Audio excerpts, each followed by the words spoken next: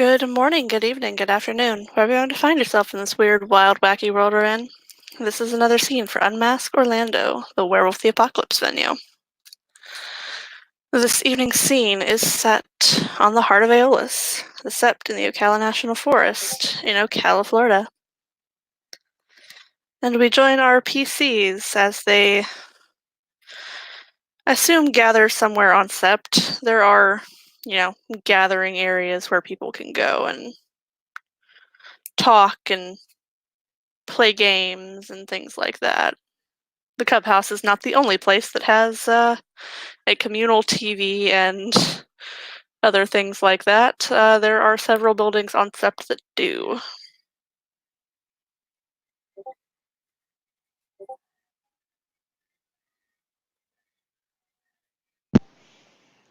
Okay.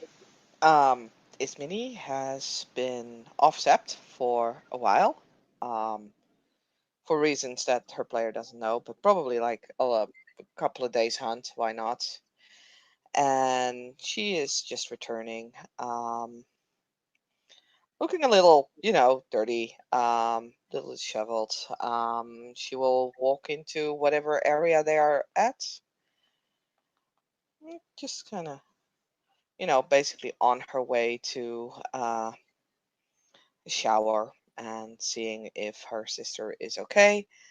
And yeah, runs into other people. Hi, other people. Yeah, I think it's probably the house in whatever house she's going into, which has showers and stuff, and I'll say she's just laid back on one of the sofas She watching TV. probably went to her apartment to shower. Okay. Yeah, so it's on the route to the apartments. So yeah, there's probably this room, I'd say, on the bridge to the apartment, which has a communal part of people. Yeah, communal part with TV, and he's just probably laid back watching some, I'll say, music video. Because those were actually Some still wave. a thing. Yes. This was back when MTV still showed music videos. Instead of stupid, like, reality TV bullshit.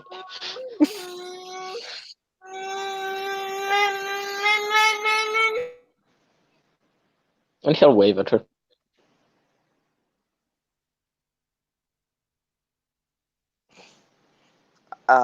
She looks a little surprised at a simple wave, but doesn't really feel like saying anything about it right now. So, she'll just head over to like a fridge, gets out like a bottle of water, and starts drinking it as she is looking at what he's watching with a raised eyebrow. Yeah, Probably there are. some. It's said to tell them probably some like Linkin Park, early Oh my Linkin Park god. I videos. don't think as many has watched a lot of music videos, so she's just kind of looking at it a bit weird. It's a music video. Bands play music, and then they have this whole thing that they write up and put together and have playing while they have the music in the background. You call that music? Cub? Bye. Oh shit, we lost Nelson. Apparently we do. Oh boy. Okay. I guess while that happens, Amelia will arrive, see what he's watching, and put headphones in and go towards the kitchen area. Welcome back, Nelson. And this Lincoln Park is not that bad. What are you into? I am into Music wise. What do you listen to?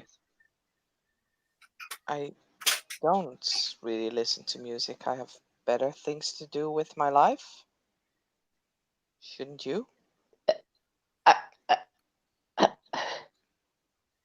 I mean, I'm a Galliard. Music is how I Music is life for tell the some message. people.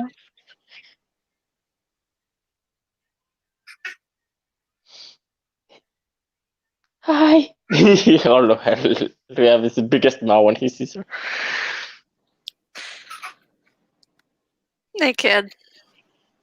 Oh, Nick, if I get over the fact that you're part of the nation, I'm sorry.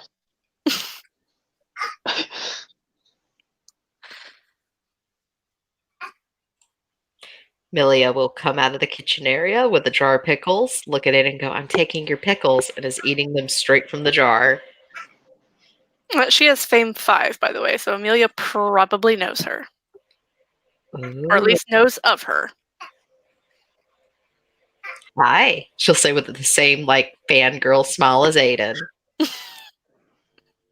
Oh, jeez. I can imagine this video is kind of like staring like, I haven't gotten any introductions yet, except for the cub, who hasn't actually given me any, like, you know. But Lana okay. will move over and extend a hand.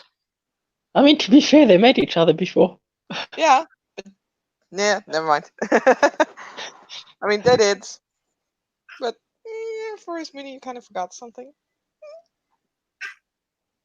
But okay, she will take the hands. Svetlana Sobol, indeed a night song. Born on 2 legs under the gibbous moon, Adrian of the Shadow Lords.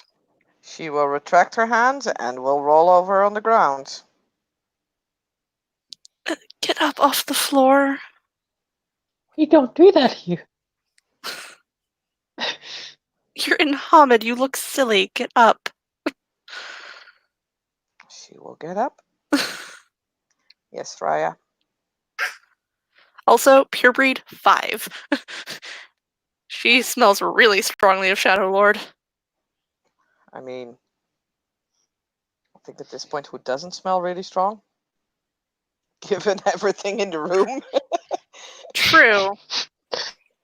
Oh, see, I forgot I had pure breed for it. Thank Hang you. on a sec.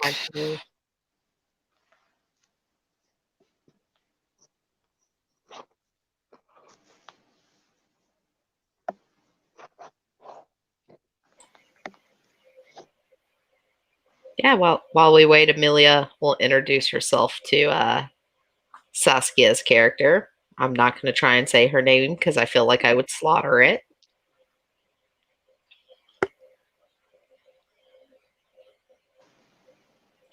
So she'll be like, I'm Amelia Two Rivers, I'm a kinfolk, and then go back to eating Aiden's pickles. I mean, this is a communal place, so it's not really Aiden's pickles. It's everyone's pickles. I mean, if anyone's, they're Noah's. Noah should have known when we all got back he was losing his pickles. I mean, they're in the fridge. It's only fair game. This Minnie will, introduce herself to both Kinfolk and Adrian. She'll focus on the Adrian, of course. She's like, I am Ismini Spiros, Homid-born Cleath of the Black Fury tribe, born under the half moon. Not deeded yet.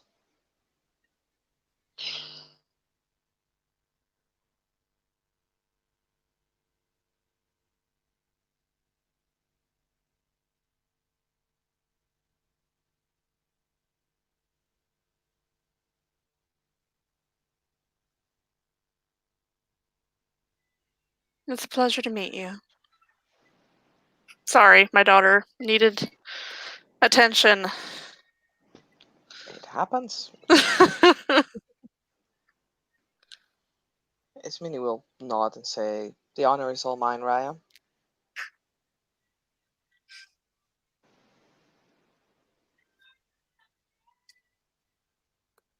You know what? Fuck it. This guy then walks in. She's not paying much attention to the guy right now, and she's like, "Hey, Aiden, is there any peanut butter to go with this?" While stuffing another pickle in her mouth. Yeah, I know. Look in the cupboard. Or in the fridge. I know where they keep it. I'm mostly in the cub house. Or at home.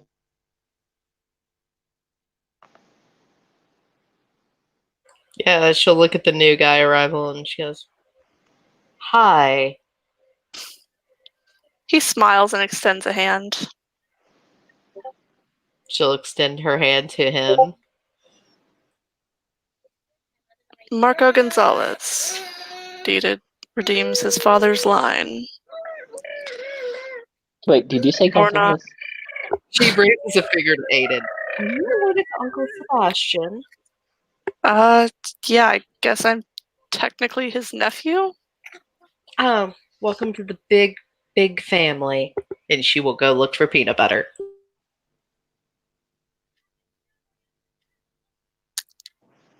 He kind of blinks for a moment because she didn't let him finish his intro. Yes, Minnie is Go definitely ahead, waiting. finish your intro. Yeah, born on 2 legs under no moon. Athro of the Children of Gaia. Oh, Yes, wait. Minnie is not You- gonna roll over, but she's now just gonna show her throat because apparently rolling over is not a thing you do here. Not So, in Hamid, anyway. I mean, you don't Go. have time to change your forms. You don't have time to change your forms, but you know, she's just tipping her head backwards respectfully. That's the way to do it. Okay. Yes, I am a child of Gaia. I did not join the Shadow Lords like the rest of my family. Not that I Okay, knew anything, but I'm a child of Gaia. Well, I'm a cub, but I'm a child of. I have child of Gaia blood, and I've been a friend to. Well, Sebastian is like kind of like a second father to me, and Avery is really like a sister to me since she's been here. So, hi. well, if you're like family to Sebastian and his family, then you're family. He extends a hand. You'll take it.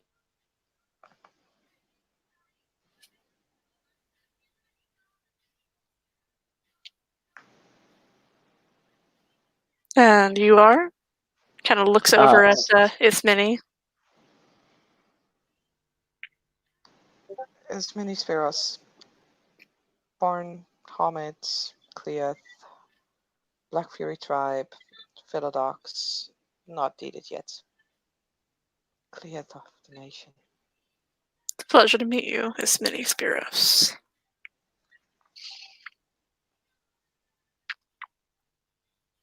Did I say my name?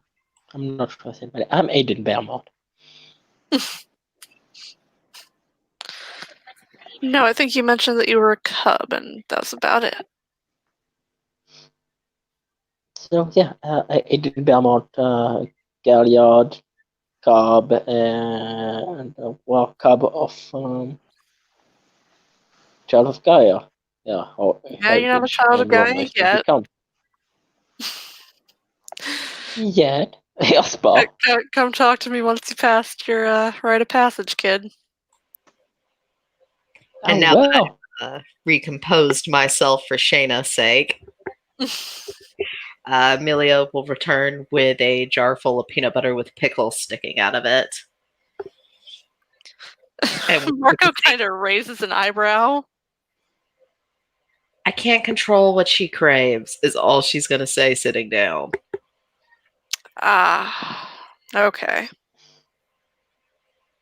Makes sense. So it's a she. Well, no shit, it's going to be a she. How are we? How the fuck are we supposed to know? Out of character, it was mentioned when Asir did the whatever it is that he did to alter the genetics that because she was the only genetic parent, it will be a girl. Oh, yes, that's right. Guess, Granted, I don't think I've Saskia's decided. character was here when that was done. No, probably not. Yeah. Nope. She's gonna look at Saskia's character and she goes, "Okay, so who here knows what I did?" Your kinfolk. Why would I know what you did? Are your deeds so well known? She laughs. Not outside of my own personal house with my dad and mother. No,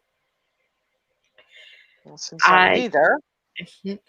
The Theurge helped me out with the situation, and He's not a theurge.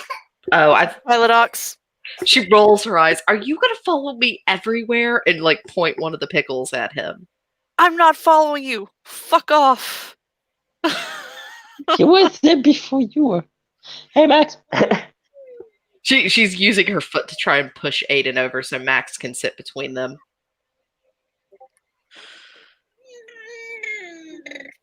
Hey, you didn't move over. But My no, brother can sit here. Okay, I'll move over.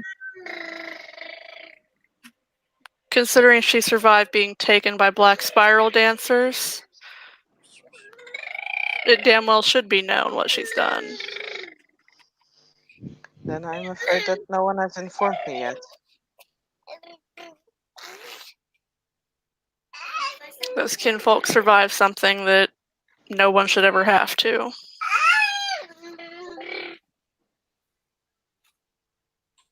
I am aware of what happens. And a nice way to say it, since I am now the only genetic parent to the child, it will be a girl.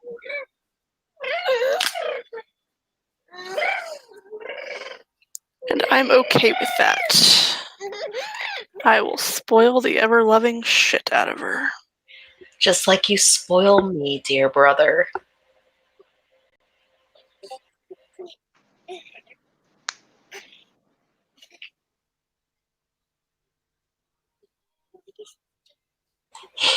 Oh, see, I know who's screaming internally right now.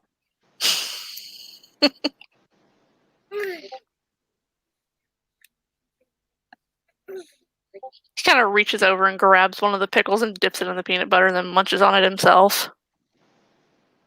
It's actually not terrible. Weird, but not terrible.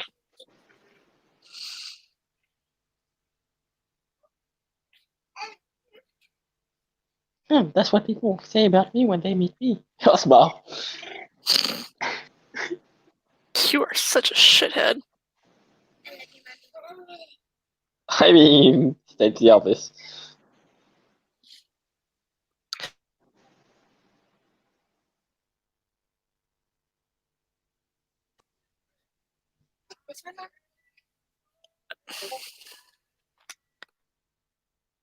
I mean, it's not as bad as wanting chocolate syrup on sausages this morning.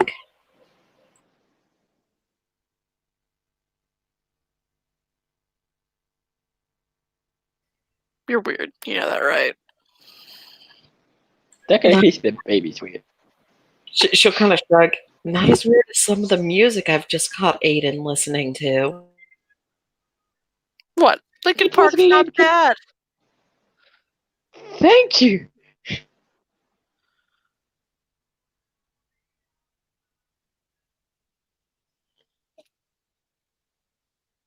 She just rolls her eyes.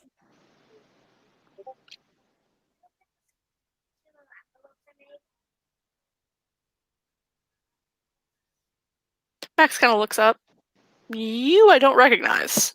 And I know basically everyone on this sept.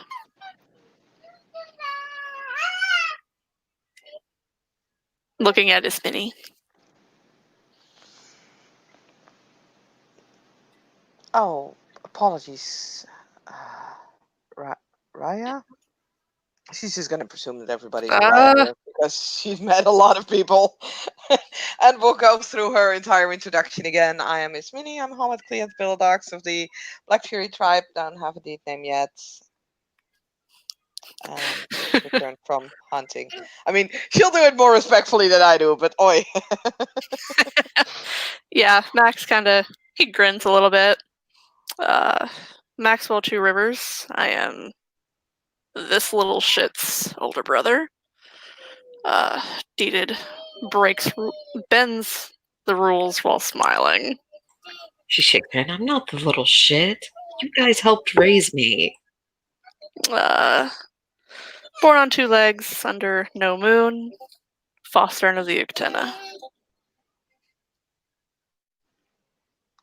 Pleasure to meet you, Raya. And you, Ismini.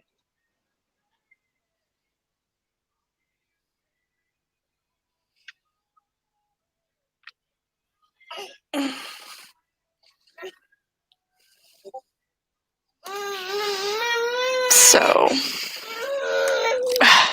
seriously, hush, Kieran.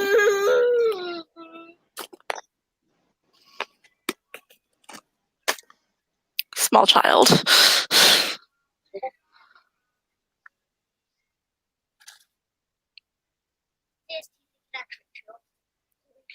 Okay, this is awkward.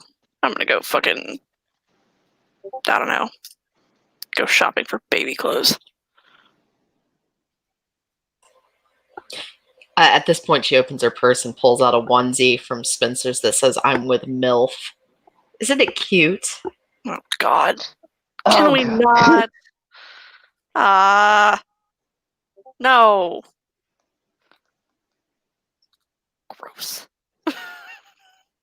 He mumbles something as he's walking off about fucking sisters.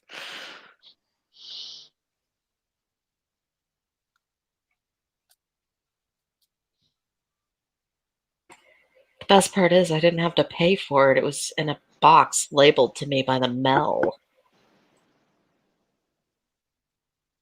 By who? I don't know. There's no return address. I'm just guessing someone bought it as a joke and was too embarrassed to give it to me face to face. Probably.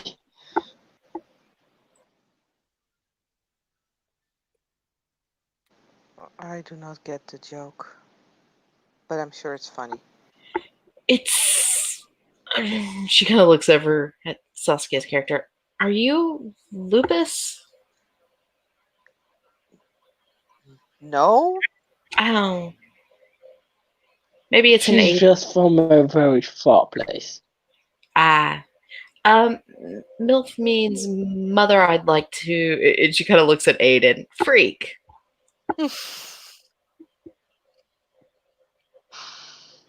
Okay. And that it was embarrassing for my brother. That's all. It's embarrassing for all of us, to be fair. Well, Oh, Aiden, you've only I've known... known you a very long time. I've known you since I've been here. We both grew up here. She kind of sticks out her tongue. Oh, please, it's not been that long. I mean, only since you were in diapers. I mean, I came here when I was 8. Oh wait, he came here a few years before. Yeah.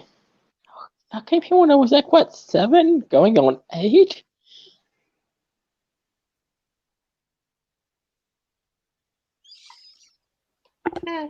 She kind of shrugs, offers him one of the pickles. No, take it with peanut butter. Brother's not wrong. It's weird, but not half bad.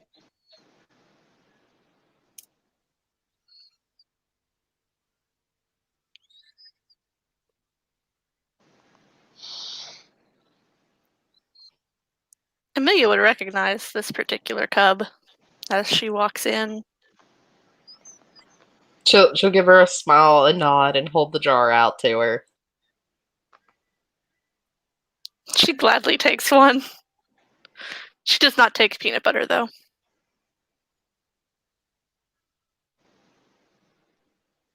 Hey, brother. I would also like to note when you look at the jar, like she acts like it's peanut butter, but it's not. It's actually almond butter she has.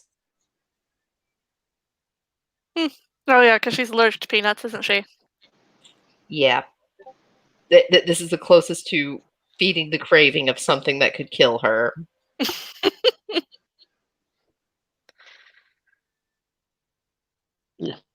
Hey, Brenna.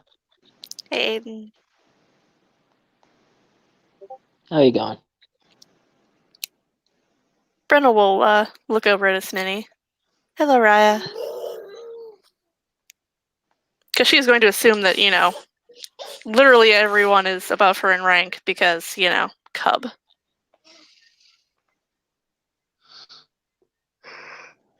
Hello?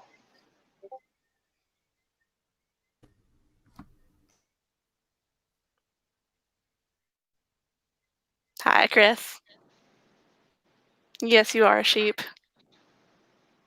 In a house with wolves. And a pregnant human.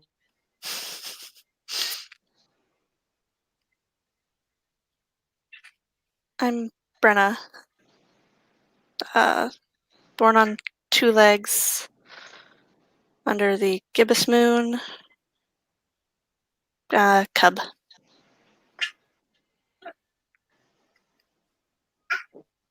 Pleasure to meet you. I'm Ismini Spiros. I am Homid-born and a Cleath of the Black Fury tribe. I'm Philodox of the Nation. Not deeded yet. She smiles a little bit. Guardian best auspice. And he goes for a high five to Brianna. Hush, be nice. Ismini looks I a am little confused, like, what does that have to do with the intro? But sure. It's a cub. It's supposed to do some weird shit, probably. She's gonna grab the back of Aiden's shirt and pull him back to where he was sitting. And she's gonna go, everyone knows Ragabash is the best.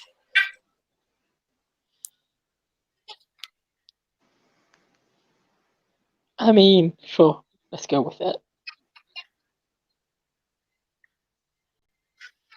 I don't know where you are, but Thermal Little Tree is now here. Well, we are in a kind of communal area on Sept that has a fridge and, stuff for people to eat and TVs and a pool table.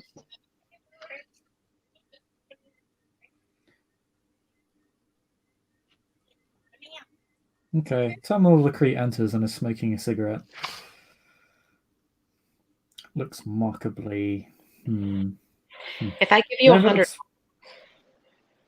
looks- like as soon as he enters, Amelia has pulled out $100 bill and goes, if I give this to you, will you put out that cigarette, please?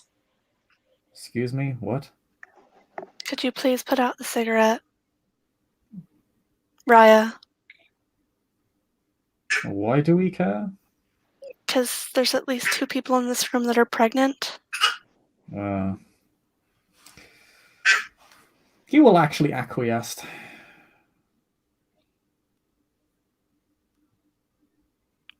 She looks over at Amelia and smiles. Wait, who's pregnant? Amelia will stand up, draw it all, and go, I am, and the other one can introduce themselves. Because I'm as well. not going to speak for her.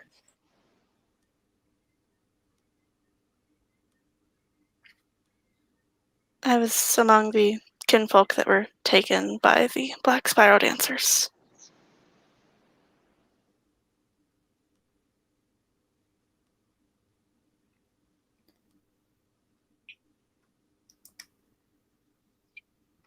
Just OC. This is Brenna Cub, right? Yes. Okay, that's gonna get confusing in a minute. Because band transformation is a bitch.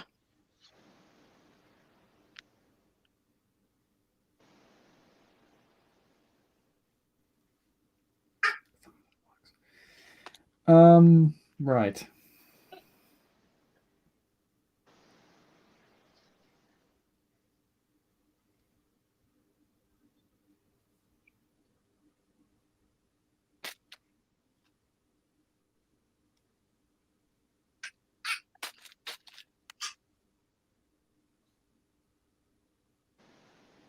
For the record, this pause is in character. He's not talking.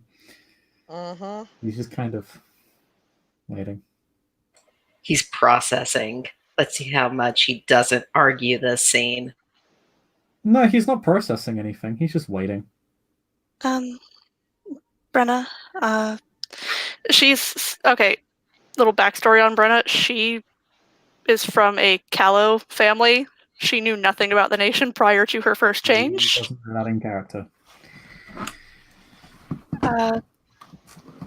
Shoot. Born on 2 legs under the gibbous moon?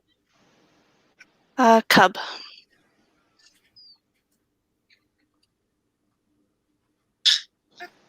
Aiden will give her a thumbs up, like, you're doing fine. Did I do that right? I give you an You A+. did that fine.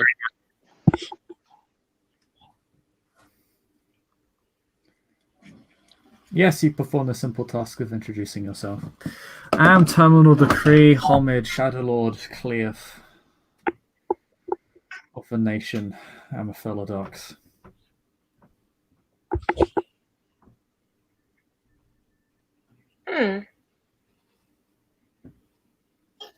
Pleasure to meet you, Raya.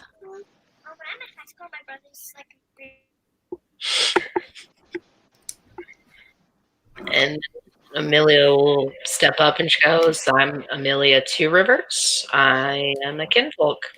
And then we'll go back to eating Ryuktena. of the Uktena. Aiden will step forward. Aiden Belmont, Cub of the Nation, born under 2 legs under a gibbous moon.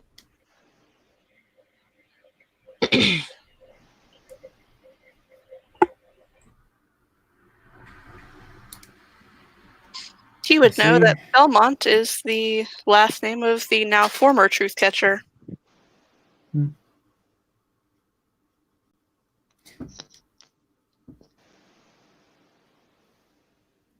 Again, his facial expression doesn't really change. He seems rather plain in his expression.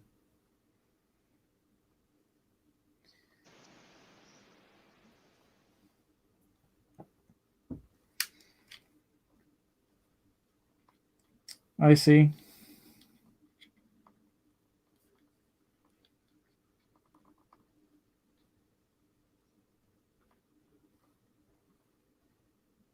Is there Simi in the room? Our character? Yeah, as many as probably like, a little off in a corner, drinking water, observing this entire situation. She looks like she's not had a shower for several days. There's probably some leaves sticking out of her hair. She just returned from a couple of days long hunt because reasons. And you are? Ismini Spiros, Hamid cleared for the docks of Black Fury tribe. Not deeded yet.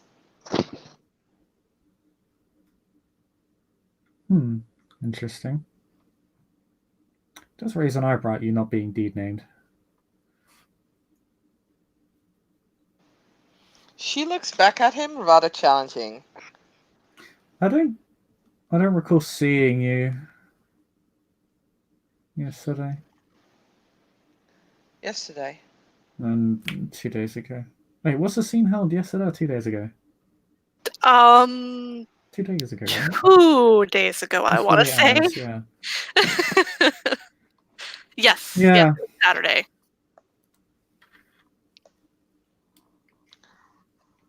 I've been out hunting for the last 5 days. Why? Were my services requested? Required? Oh yes, there was a very Something you large. could feel then. Well, yes, there was a very large meeting of the Philodox and several other Garu, and I wouldn't call it a. I don't believe it was described as a moot, but I suppose that's effectively what it was.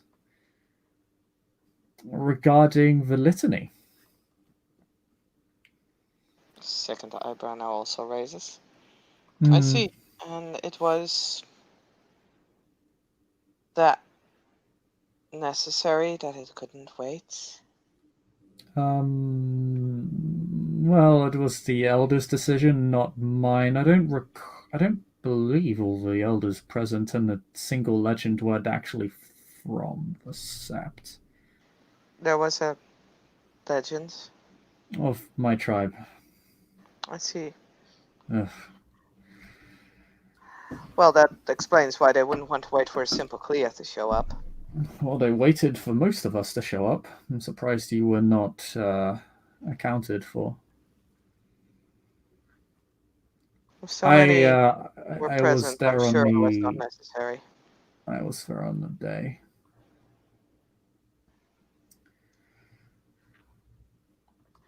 Well, So there were anything I Galliards need and to other be... auspices there too. Oh, yes, there's been. There's probably the first time he actually smiles. There's been an alteration to the litany.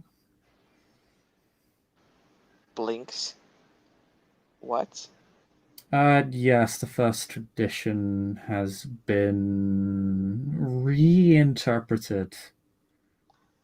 He But is a Seabrook as you can imagine. there is, like, that pause of where you want to take a sip from your bottle of water and it kind of just stops right in front of her face and slowly lowers. It's much better with alcohol. Yes, I should have offered you a drink. I don't believe water will cut it.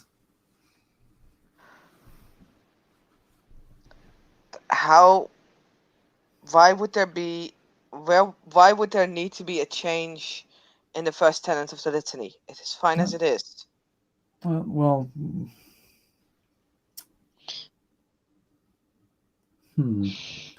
how to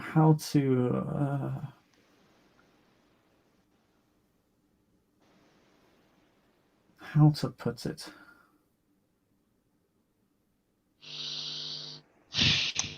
I mean, out of character, you mean how to put it without Ismini getting like a heart attack? Oh no! He is actually giving it considerable thought, but in a very comical fashion. Oh dear. Well, you see, it is very wrong to not allow two people in love to be together. As such, we should disregard our laws in their entirety. That's not true. It's not in their entirety. It's just so much as a metis is not created, irrespective of the fact that the litany doesn't actually take a stance on this. Ismini is probably gonna take a rage for this because you don't disregard the tenet of the litany. Yeah, she you can see her gaining a... Ooh, what kind of moon are we actually in? Because I realized I forgot, like, Ismini already has a Give me rage. just a second. I will grab the moon phase. October. And I will... It's 5 rage. You are actually on brink of frenzying somewhat. Yep, I'm pulling it up now. It is what, the 7th? Yes. It's the yeah, it's 7 for you guys.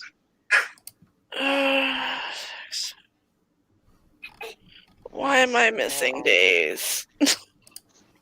There we go. It is a waxing gibbous. Okay. Oh boy. Oh shit. It's a gibbous moon, people. Always is, to be fair. Spend willpower. Spend willpower. I think there's like 12 hours of a half moon, like a month or something hilarious. Okay, that is 4 successes. We technically had 3 days where there were first quarter. So Wednesday, Thursday, and Friday were all first quarter. Yeah, that's 4 successes.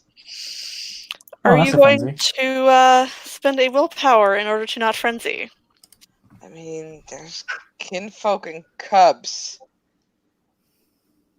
So she's going to spend the willpower, growl, and probably just, use a rage to shift into Krynos. Oh no, you shift into Krynos anyway. Just shift into Krynos and dive out of the window.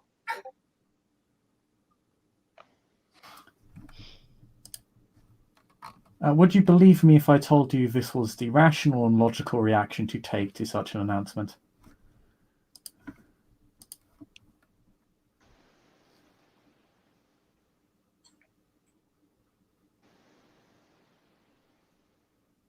He just says that to everybody else who remained in the room as she crashed Amelia out.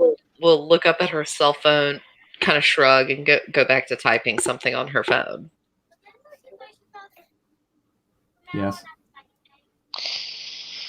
If you'll excuse me, Raya. And Aiden just goes goes out.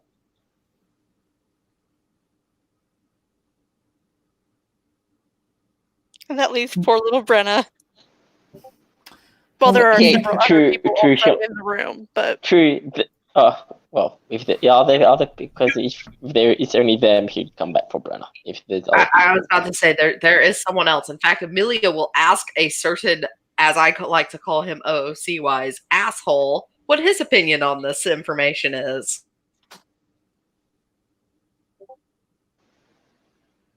Marco kind of looks over at her. I'm a child of Gaia, I say, as long as no metas are produced. Love is love. Mm.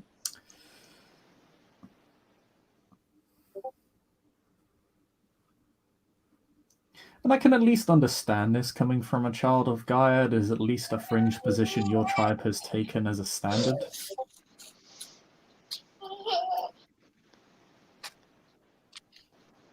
I mean, I wasn't born a child of Gaia, but Nobody's born into a tribe. Not even the Silverfangs are. No, but we were born into families that join the same tribe again and again and again.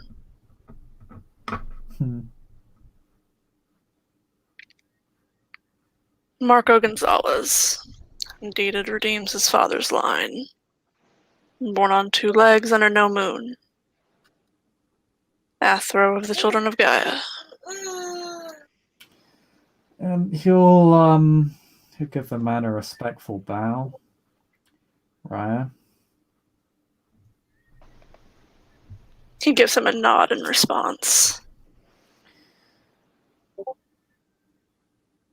And he is as heavily tattooed as he appears in the overlay.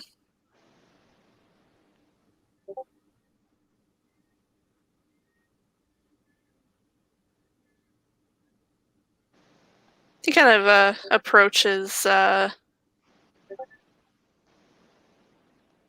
and puts a hand on her shoulder. We still on for our 5 o'clock appointment? She just nods. At which point he will head out.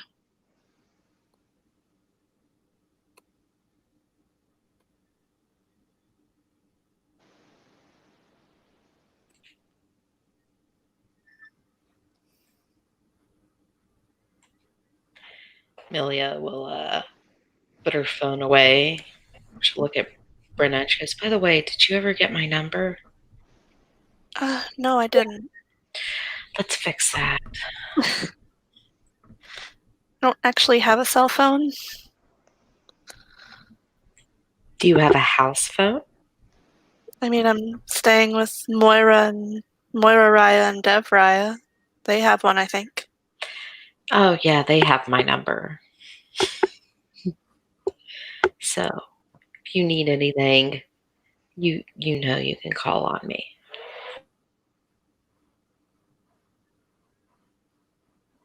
She nods. I've been seeing Marco Raya. Turns out he's a child psychologist.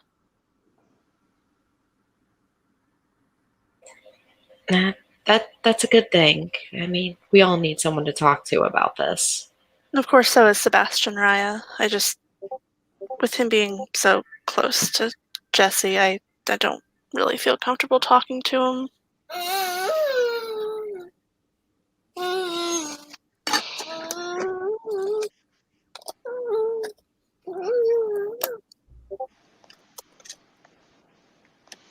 There's a lot of noise coming from outside, of course. As she, tears things apart. BRB, my pizza's here. Oh, yes.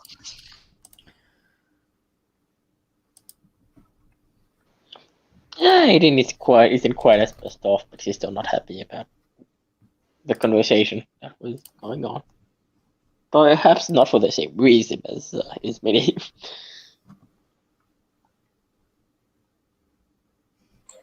Aiden knows what he did wrong.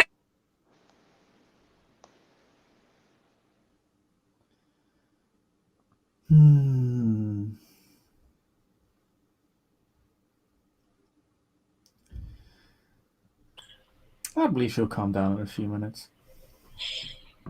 Yeah. Amelia is gonna awkwardly be like, so a Philodox, that must be a fun position. No, particularly not here. Oh. I mean, my dad and brother always made it sound like it was fun. Well, I'm sure they'd wish to.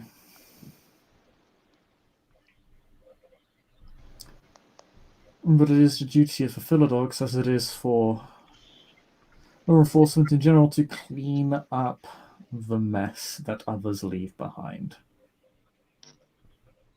So you're basically like the moms of the Garu.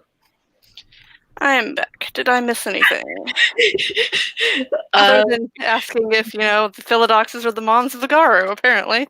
No, a mum does not slice off the head of their child.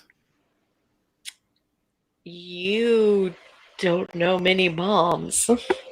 You're right, I suppose the Philodox has ruled it more than once. It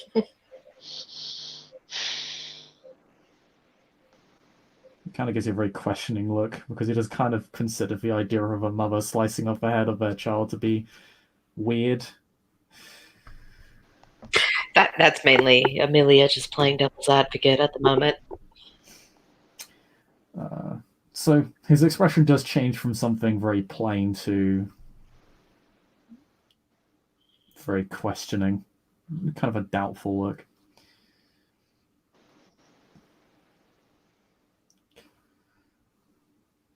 But no. Our job is quite difficult, for it is far more challenging to enforce the law than it is to simply obey it. Something I consider this to be a wonderful example of.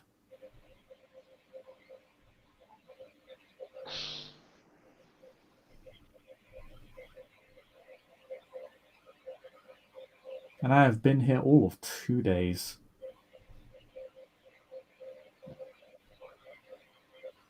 Oh, well. I mean, it can only get better.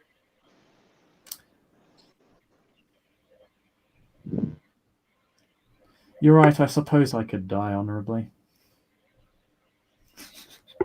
I am too pregnant and it is too festeringly hot in this building to argue mental stability with you. Oh, do not worry, I am perfectly mentally stable.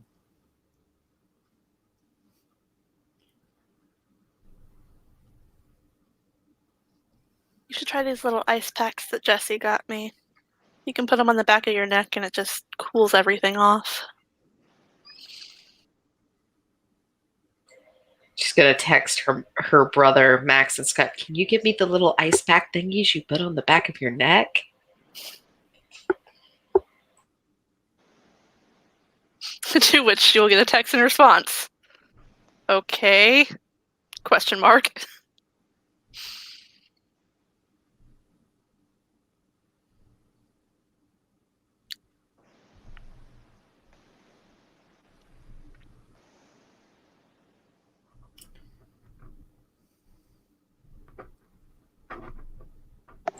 That's taken care of. My brothers shall buy some, and I shall try it, she says with a smile to Brenna.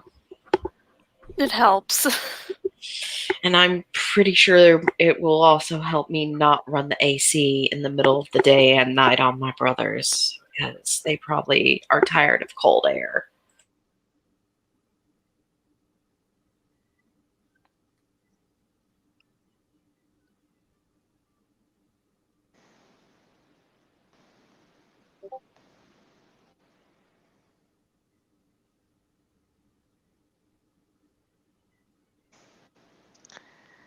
So, Ismini will walk back in. Now looking pretty exhausted, on top of looking absolutely dirty. And he's just gonna give a blank stare to whatever the fuck the other Philodox's name was, because for God's sake I can't remember. Terminal decree. She'll probably meet Aiden on the way back. He's probably waiting outside. I mean, she's gonna walk back into the Philodox. Unless the cub is gonna try and stop the cleaning. No, Just fine, no, you he's know. not. Just saying. No, he's not. Just saying do he's that. just waiting outside. She sees him. Mm-hmm.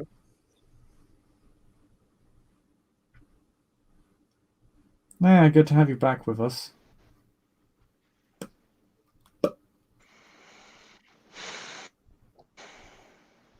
So,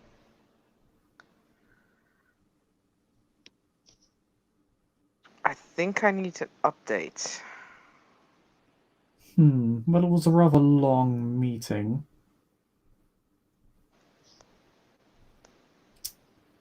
Where to really begin? Let's see.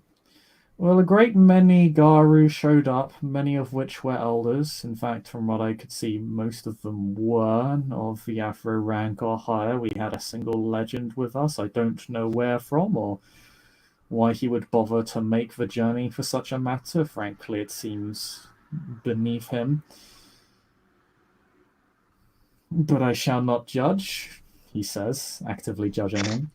I mean, his mini is just gonna give him a look like, really, you're not judging, huh? He smiles.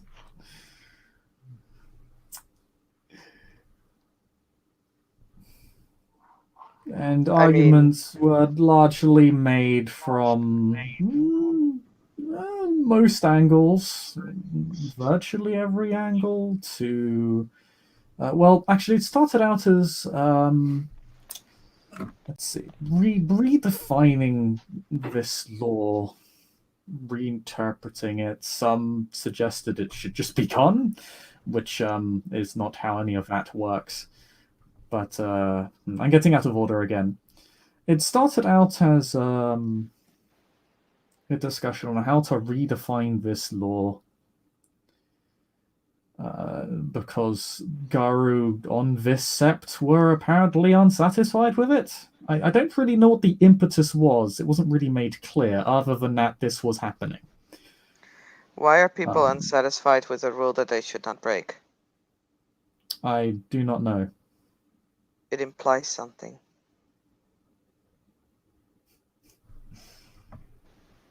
Oh, don't get me wrong, I'm very much in agreement with the implication, and probably even go further with that implication and call it likely. But that's neither here nor there. So initially it was, there was a proposal to exempt this law for homosexual couples. There was some arguing back and forth. Myself and I believe a cub whose name I did not catch argued that this would not be workable, as it is discriminatory and unfair and unequal application of the litany. But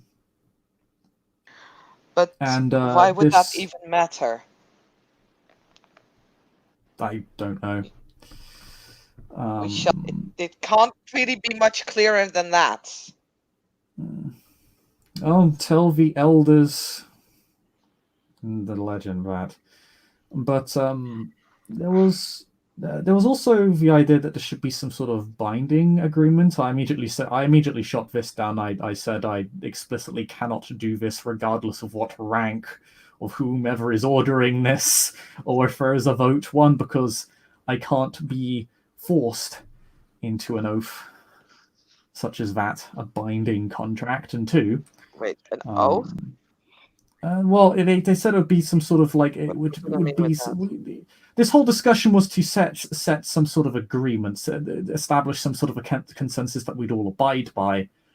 I believe the term binding agreement was actually used multiple times in regards to this. In regards to this supposed consensus, I again challenged this, stating that doesn't really make much sense given the nature of what a philodox is. That we cannot be forced to judge certain ways. This is explicitly dishonorable, and violates the very purpose of our auspice. It is simply not feasible. And stated that plainly. We moved on to the homosexual couples. There's some back and forth. Some people suggested it would be fine. Other people said they should make it entirely legal or not legal at all.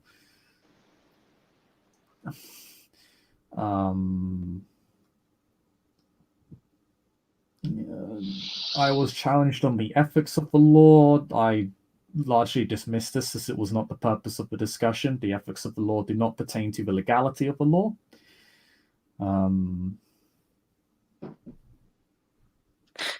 While they are arguing, Avery will roll herself in. What else? There was so much said. It's actually quite hard to. It's quite hard to remember all of it, frankly. Some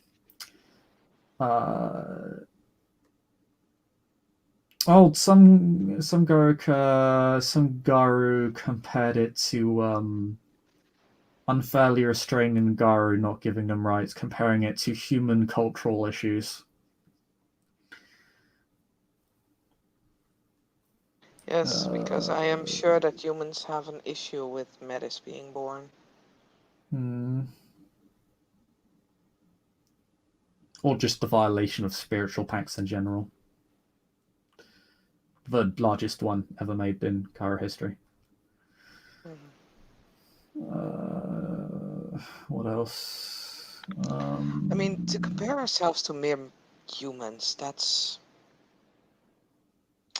Well, the argument was made that we exist 1 foot in the human world and 1 step out, so we can't entirely isolate ourselves from the human world. Of course, this argument doesn't really jive with the idea of the litany, which only pertains to Garu.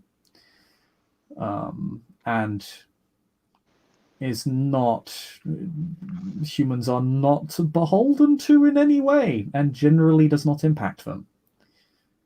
And they generally not it. Yeah. We may be partially human, but we're not. Ultimately, we cannot abide by human laws. That's why we have our own.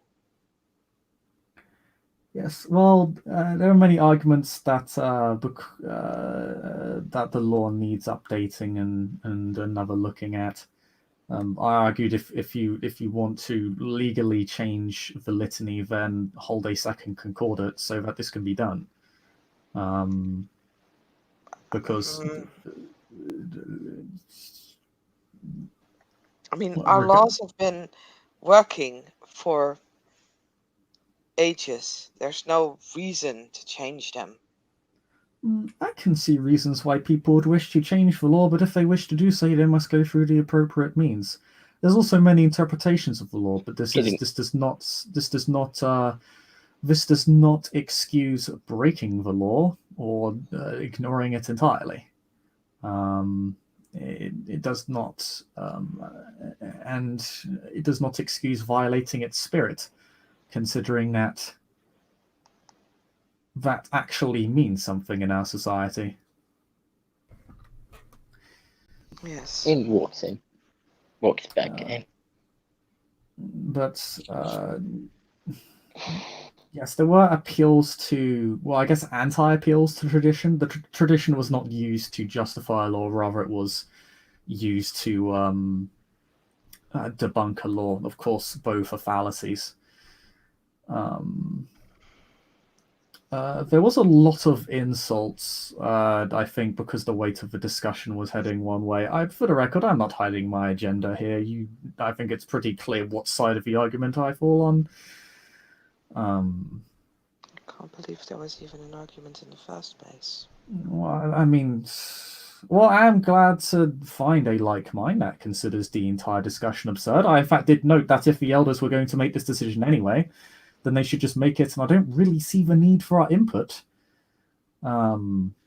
Considering that most people at the meeting had clearly made up their minds, it was patently obvious to frankly anybody involved. There were some cries of protest that were largely hollow, and frankly, I find it insulting that the suggestion was even made. And that there wasn't really anyone listening to anyone, really, just people pushing agendas either way. I even stated that if the litany did, if they did wish to redefine the litany this way, or rather, if the law was, if there was this law that the elders were pushing, or anyone was pushing, while I could not be forced to rule a certain way, I could be overruled.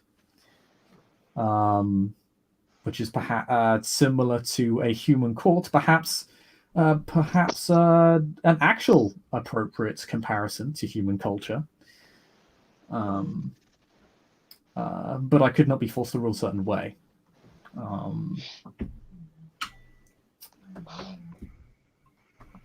I'm sorry if I'm going back and forth. It was a very, very, very large gathering that lasted many hours. I don't recall most of the people who were there, including those who spoke. I believe there was some argument regarding the military. The first litany regarded compared to how we are very much, in essence, an army, and that the U.S. military doesn't. One moment.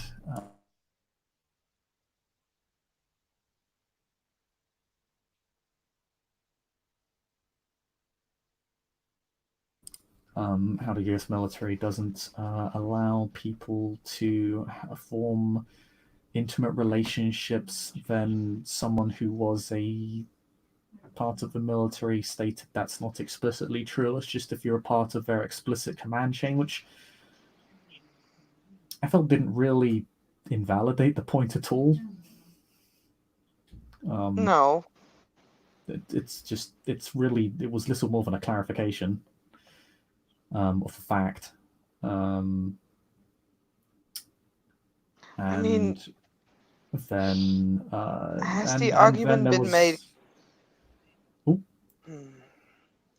Has the argument been made that if Garu were just allowed to breed with other Garu, mate with other Garu, we would not have a nation anymore pretty soon? Well, We're they already think it's slowing down. They believe it's simply. Oh, I actually one of my first arguments I skipped over for that explicit reason. Like, I will skip over the pragmatic reasons for maintaining the law for the obvious, or rather the obvious because we already understand that point. But the argument was made. Well, what if they simply don't make a medicine? It is perfectly fine, ignoring the fact that it is literally spiritual incest.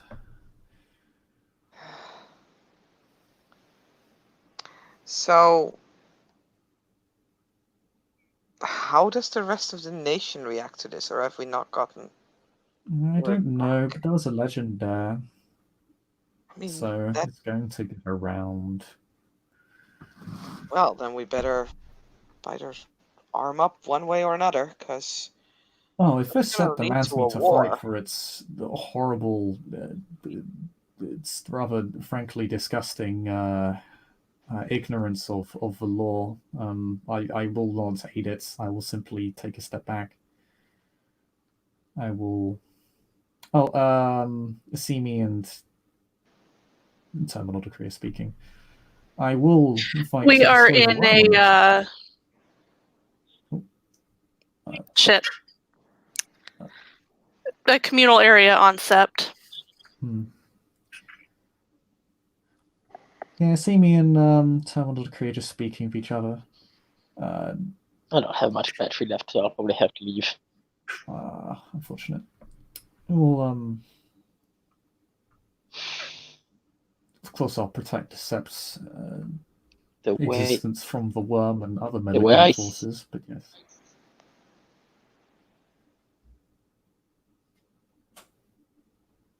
Yes? the way I Go see ahead, it, it Nelson. was simply made clear what Decept's interpretation of the first litany would be.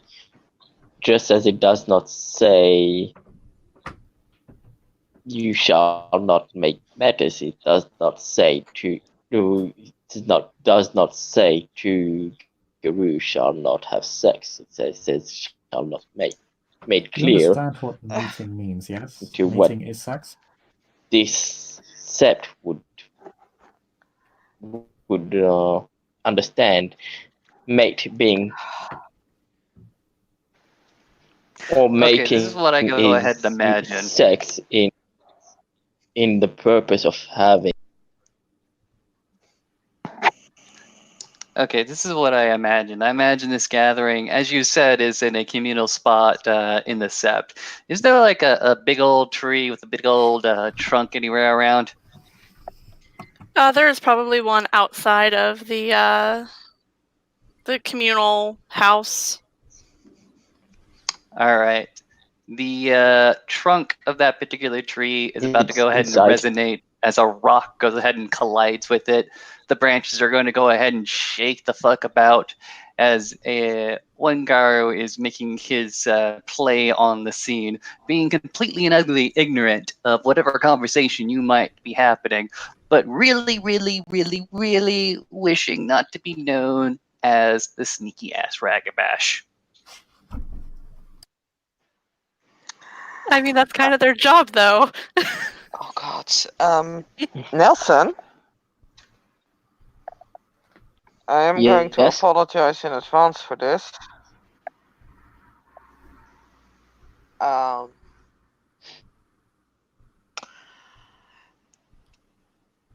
Because this Minnie is not going to be nice. She's rather frustrated. By the way, Avery is, rolling over to Amelia and dropping a bag full of empanadas in her lap.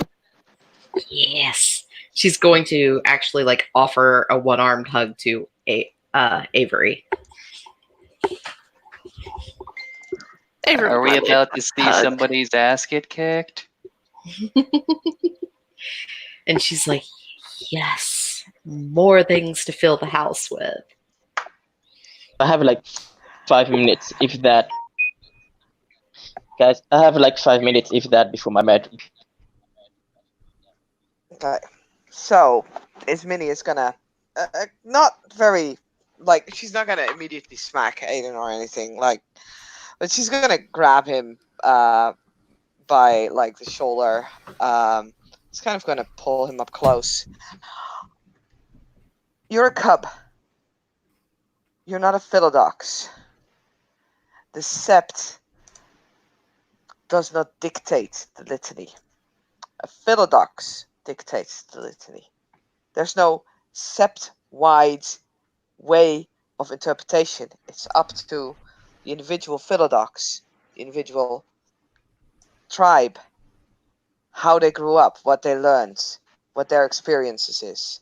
The philodoxes are the ones to be trusted to interpret the litany in a way that is right. Don't pretend like you're a philodox, because you're not. Oh, don't worry. At the meeting, they allowed a Gallia to pretend they were Philodoxes and Cubs. So it's fine. What? There were no cubs in attendance. There was, I know. I saw them in the overlays. They were there. But Oh, Who was there? there are a lot of NPCs there. Are you I'm pretty sure. talking? Are you Yes. talking about? One of said cubs was a Philodox who was there with the Den Father, who is also a Philodox. Yeah, he's a cub. Yes, and he did not speak. He was there to observe. And was the actually, that Den- would be Avery saying that.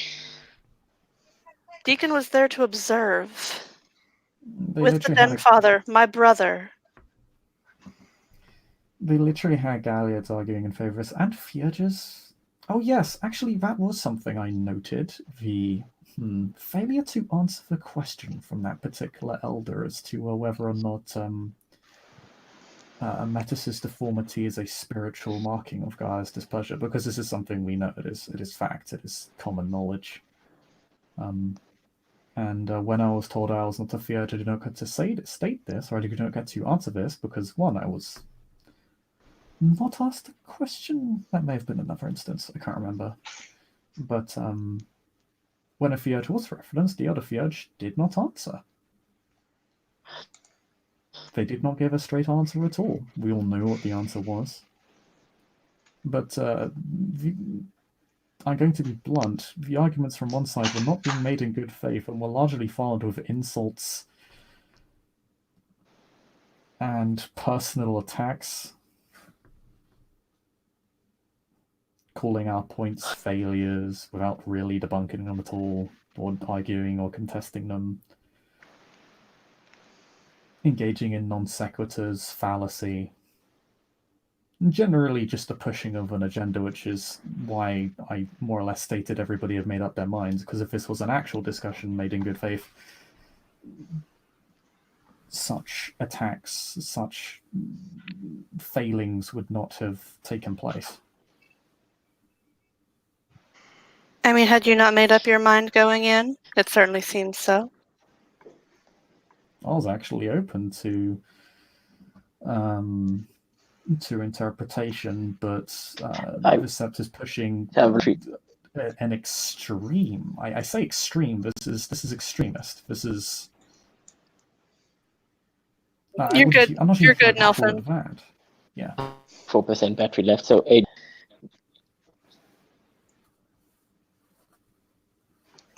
Yeah, Avery will hand him some empanadas and let him go.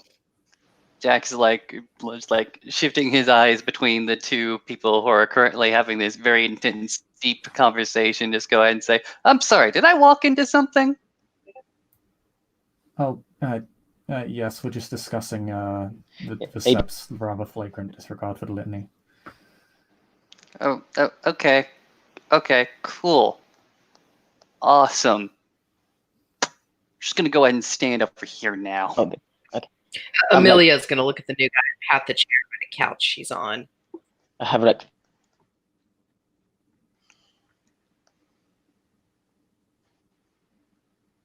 respectfully Yes, we said you could go. by thing, and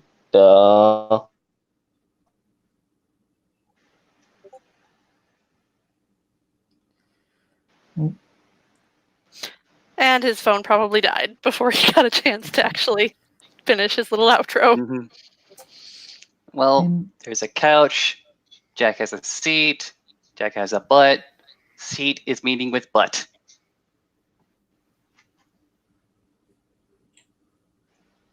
She's going to offer him some of the food Avery gave her, because she can share even though she's preggo. They are homemade empanadas. I don't know what this food is, but I do not know what this fruit is, or this meat is, or this food stuff is, but Jack is a Garu, so it's going into his mouth. They are beef empanadas.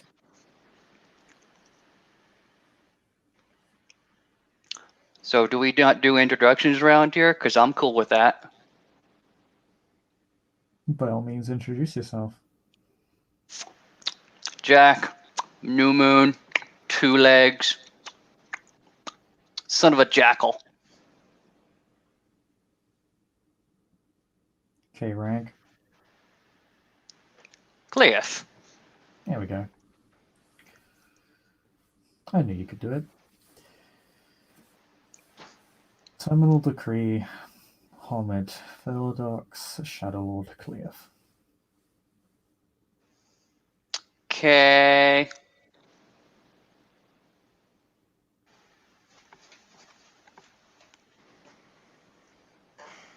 Ismini Spiros, Hamed Kliet, Philodox, Black Fury Tribe. Nod.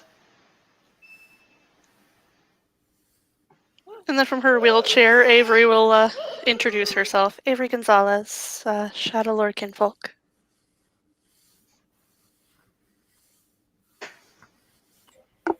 Amelia. And yes, she is in a wheelchair.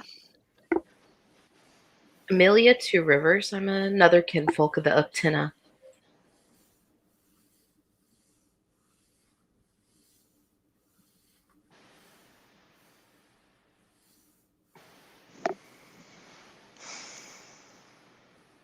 And the guy who just went ahead and left? That's Aiden. He's a cub, Galliard. Don't ask. I know all the cubs because my brother is the den father. All right. Nope, that's fair. That's fair. He's picking up another one of these food stuff and stuffing it into his mouth. Enjoy those. It took a while to make them. Sounds taste like they were made with love and or some other substances which may be additive and addictive. I mean, they were definitely made with love.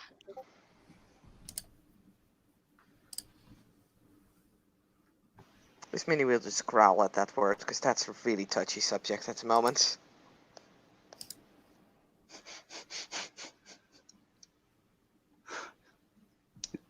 He's gonna go ahead and point at the other two Garu and say, "So how long you been in the sept?"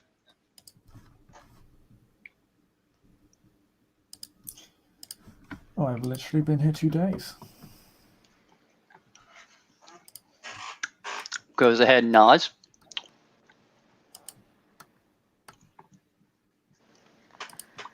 Few weeks by now. So goes ahead and nods. Yourself. All right. Few weeks myself. I was actually part of the group that went ahead and raided the hive just outside of Sept limits to get a bunch of kin back. It's a whole like interceptual type thing. I don't know. She's leaned over looking at Skid. So you're one of my heroes? Yes. Yeah, Jack would recognize Amelia as one of the kinfolk that he rescued during that mission.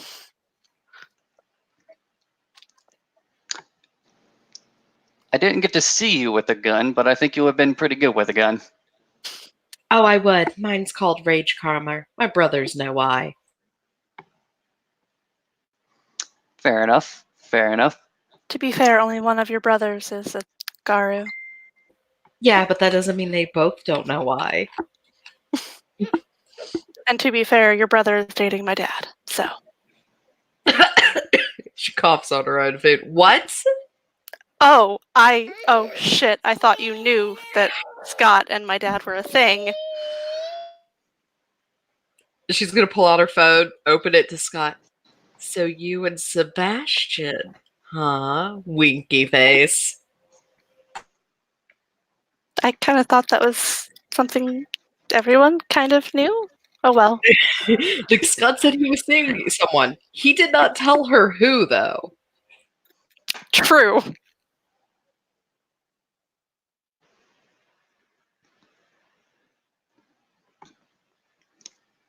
All right. To go ahead and like change subjects quite drastically from breeding politics to breeding politics.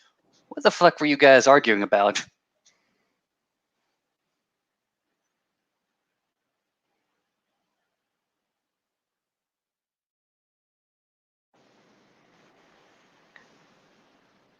Apparently the Sept has decided to ignore the first tenant of the litany. I see. I see. Wait, what? Why? Because it That's makes what them I'm feel trying good. to find out. and allows them to indulge themselves. Which is totally what we need as a nation right now. Yes, we've all seen what happens when the nation indulges itself. It just turns out great, doesn't it? It's not like Isn't we've that had called the multiple, Impergium? or the Wars of Rage, or the Wars of the Pure Tribes, or Wait, hold on. Okay. Consider me pretty damn ignorant about a lot of sept politics. Consider me ignorant about a lot of fucking things, actually. But what leads you to believe that they want to totally ignore the first tenet? well, because I was there when they said it. Basically, they do not deem the first law of litany broken if a menace is not created. This actually makes really Okay. logical sense. Okay. Sort of like gesturing for you to continue the thought.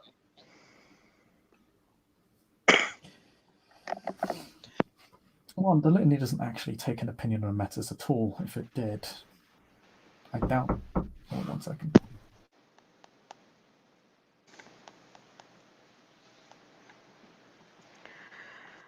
The first tenet of the litany is about mates and mating, not about creation. And the connection we have between our Homid and Wolf sides.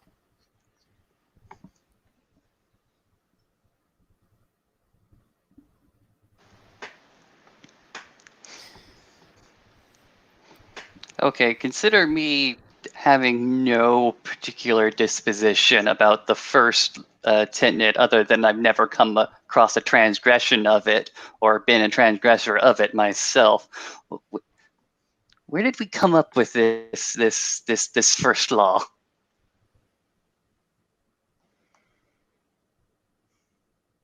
He looks very confused, as if like he doesn't understand the question.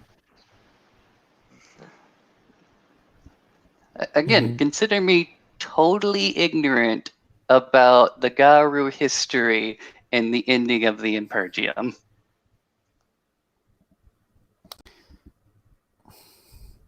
As our history goes, now I am not a Galliard, I'm no scholar, but as our history states, the litany was created shortly after the Impergium ended. Mm-hmm. It was the largest spiritual pact ever made, and it was what it is literally the event that created the nation, as it is.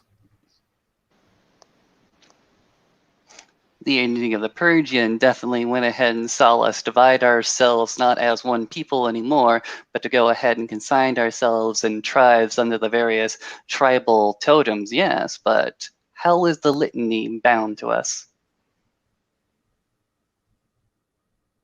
If you're a part of the nation, you follow the laws of the litany. But that is, if I don't understand, that's fairly simple.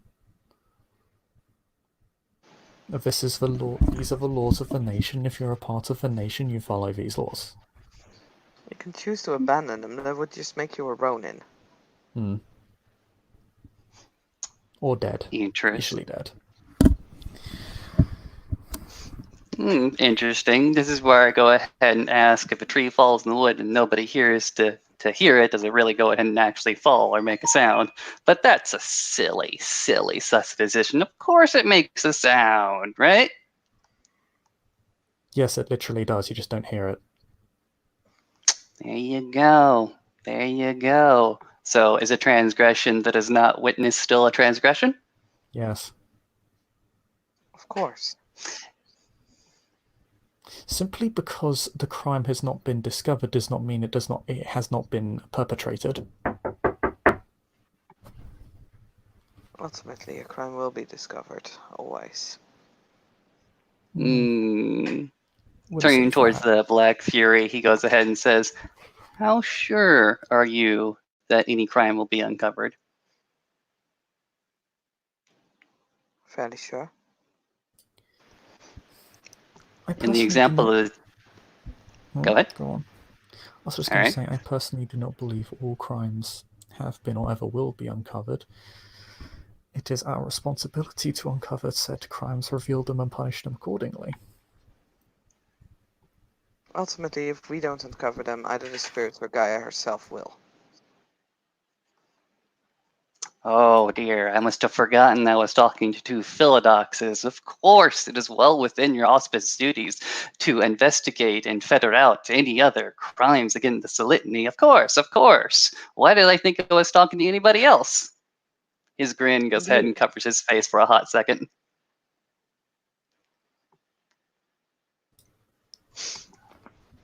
Okay. So, after the tree has fallen, after the sound has gone ahead and passed, is it able to rediscover the sound?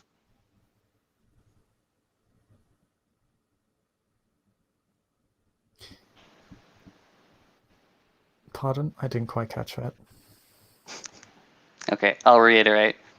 Jack goes ahead and says, after the tree has crashed, after the sound has already been made, is it possible to rediscover the sound? It is possible to discover that an event occurred that emitted a sound, yes.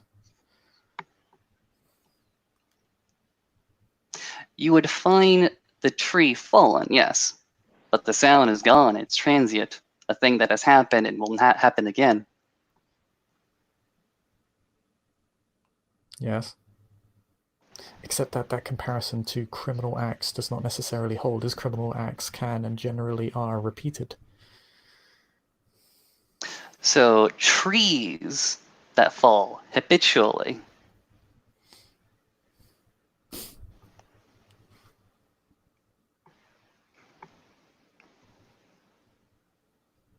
What is the crime here? Is the crime the tree has fallen? Is the crime the tree has left a log in the ground? Or is the crime the sound?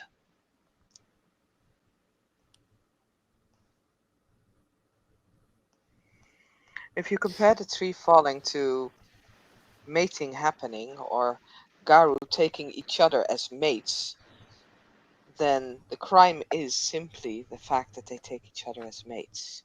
The That crime is is what the litany states. the crime is the act, not the Interesting. consequence. The consequences of a crime are often quite clear, not always. Interesting. Interesting. It is the act of committing a crime. It is the committal of a crime itself. That is literally the crime. This is why attempting to commit a crime is often considered a crime. You're not wrong. You don't have to succeed in murder to be charged with attempted murder. No, you're not exactly wrong. You're not exactly wrong. But let's say I go ahead and become a little bit technical. Suppose I go ahead and throw a recorder out there with just the sound of a tree falling. I'm gonna go ahead and play it. Maybe once or twice or habitually. Does that sound exist if nobody is there to go ahead and experience it? Yes, it still has existed. Would you be able to prove it?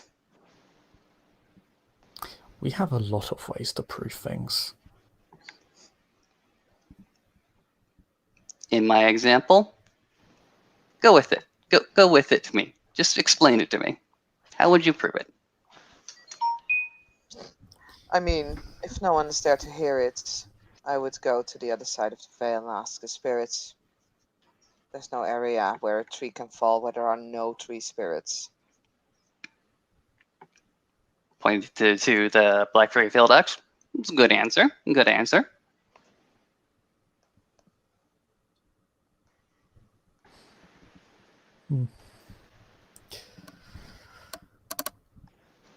I suppose Venti suggests an alternative.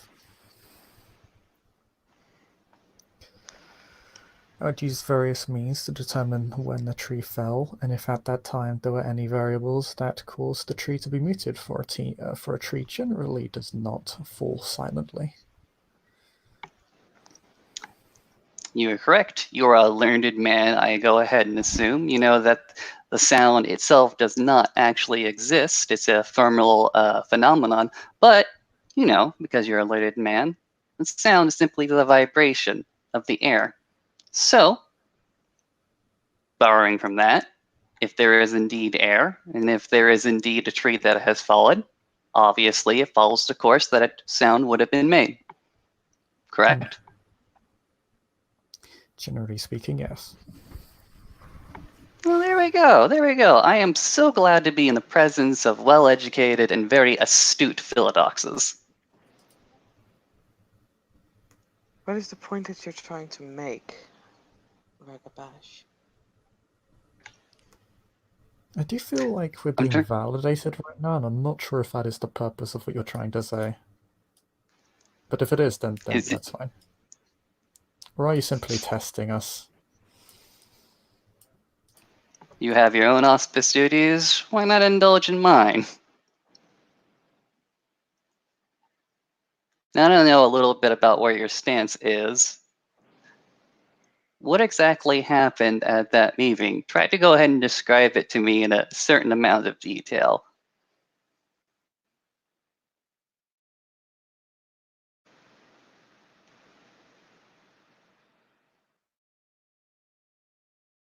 I'm afraid I was not present. I cannot give you the answer.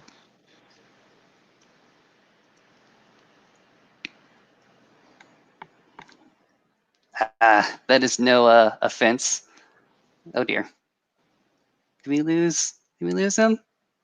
It Yeah. looks like we lost Christopher. Fudge. Oh, he said in He needs to be RB. sidebar Gotcha. that he needed to BRB.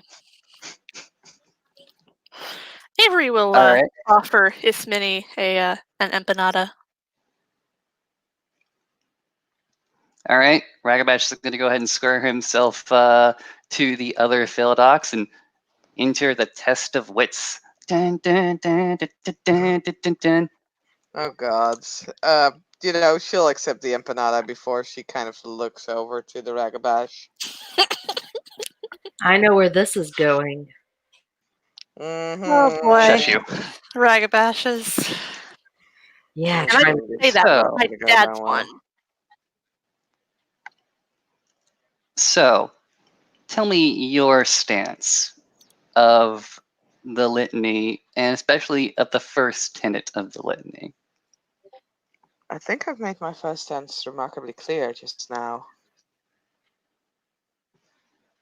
He waves his hands, and And I do not understand why you feel the need for me to repeat myself.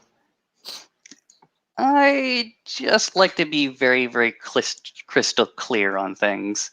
You say it is the state of which two Garo being in a relationship that includes mating, correct?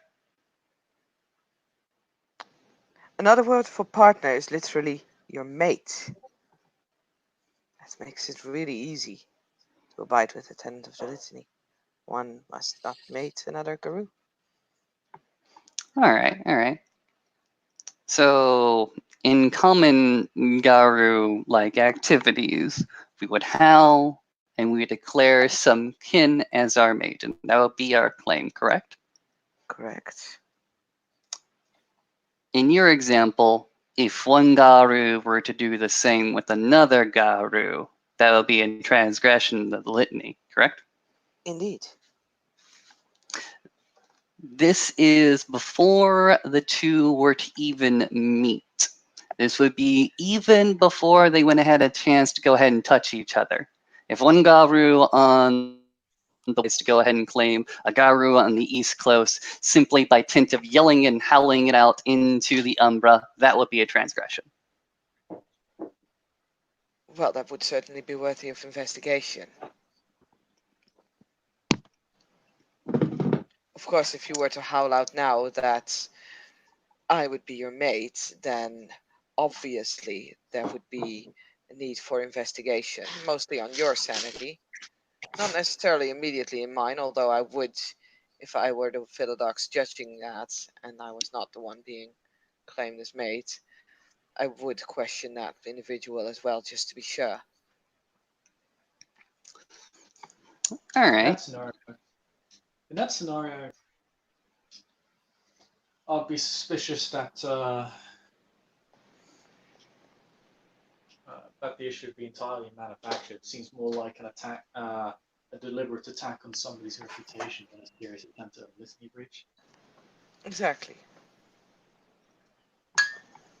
Which is also So, punishable. One is attacking the integrity of the litany in order to purely engage in a petty attack on someone's reputation. interesting and very, very important point you go ahead and bring up. If one side is certainly unwilling in the claiming, but what if they both were? Both were willing and capable partners of equal standing.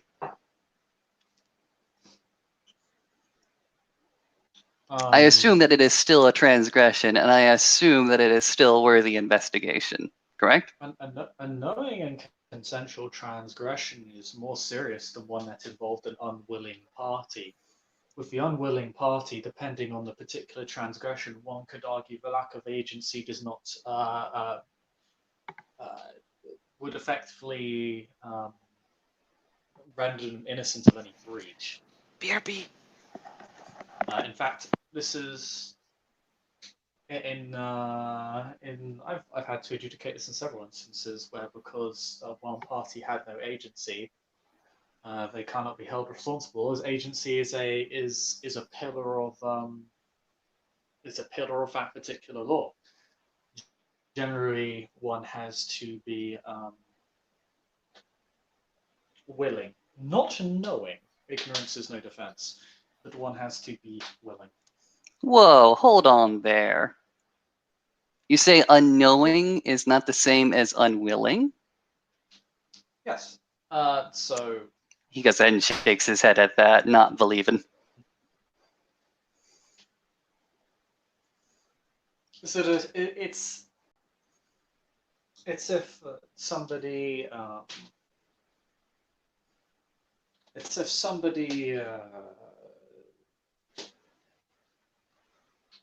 sped down the road at 100 miles an hour on a 30-mile-an-hour limit road, ended up killing someone. They did not know they were meant to go 30 miles an hour, but that's no defense. They were still going incredibly fast, and their actions resulted in the death of another. But if, for whatever reason, they were being, I would say, gun pointed to their head or supernaturally puppeted in such a way that they didn't really have any choice, or perhaps did not wish to engage in this, but again, had no choice, had no control over themselves, well, how could they be held for a... I propose a different example. And he's gone. Yep. The food they're all eating while watching those two argue keeps defeating him. Yes, the Cool. power of the empanada. Well, I'm back for a bit. I'm making tea, but they tell me I'm running in and out of my kitchen.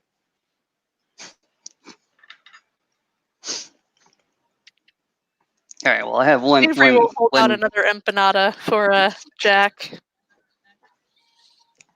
Because he is a Garu. That is going into his mouth.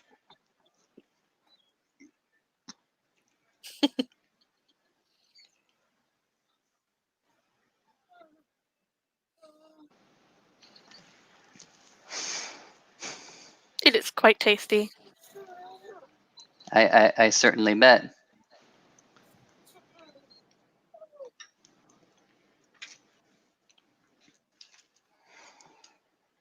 I saw him flash in for a very brief second in the backstage area, and then he popped out again. I think he's having connection issues. Oh no. Oh dear. I'll give him a bit more before I move on to something else.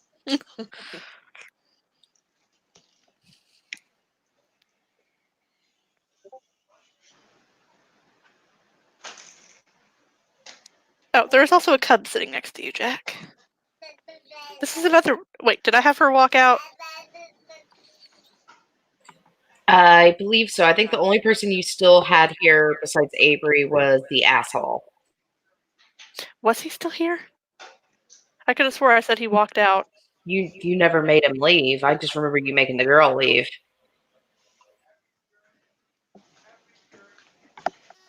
Great, I don't remember who else is here. God damn it.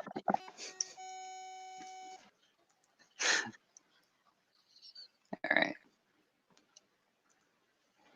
As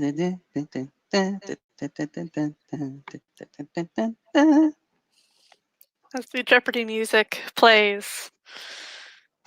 All right.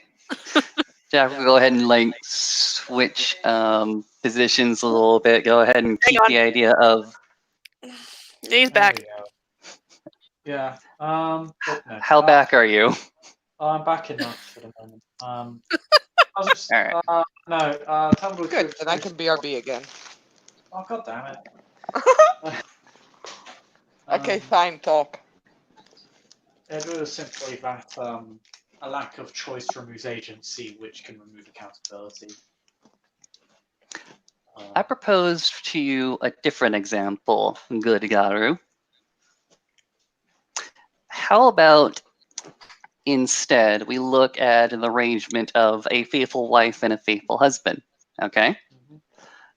They between themselves have decided to be monogamous, faithful to each other, not go ahead and have other relationships outside their marriage. Now, the man is totally unwilling to have a relationship outside of his marriage. However, he is deceived unknowingly. He walks into a dark room where he presumes his wife to be. However, it is somebody else. After he leaves the dark room, has he gone ahead and committed a transgression?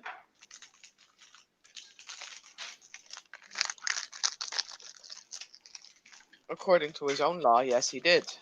Maybe even Yes, according it to was his very wife's law. stupid.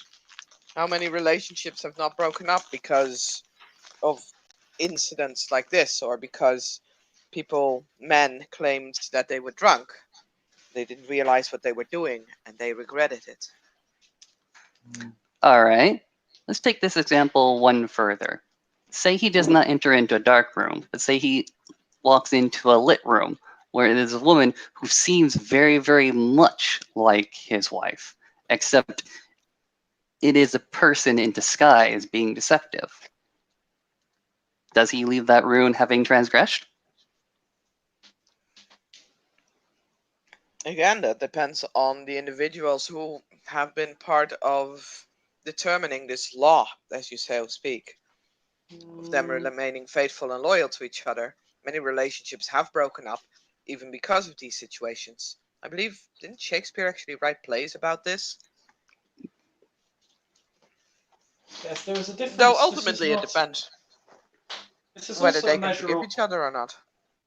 This is also a matter of we are no longer dealing in simple ignorance, but the matter of active deception, to the extent that it would be that the agency choice involved is thinning rapidly. So, the stronger the agency of the person who goes ahead and commits the transgression, the stronger the criminality of the transgression is. However, the lower and lower percent of agency the transgressor has, the less and less criminal it may be. Is this what we're getting at? No, it is generally not that simple. An agent is generally not so quantifiable as this. This is in part because there are certain laws where a lack of agency does not matter, and there are certain laws where agency does matter. But that is the problem. It is somewhat case dependent, but at the same time there is a level of consistency. Generally, the laws, whether it's quite as apparent, are generally familiar in some context because different laws pop up around the law where it initially popped up. shrugs. Sub-laws, as it were. I guess you could call it. That's an inadequate explanation, for which I apologize. Don't worry yourself too much. We're all just trying to figure things out, right? If someone say,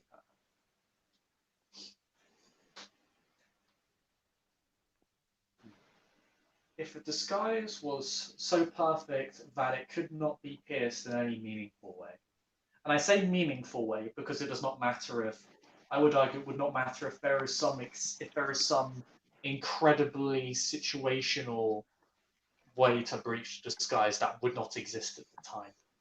A good example, I believe, would actually be a supernatural disguise towards a normal human being. Normal human beings generally are not going to be able to defeat a supernatural disguise.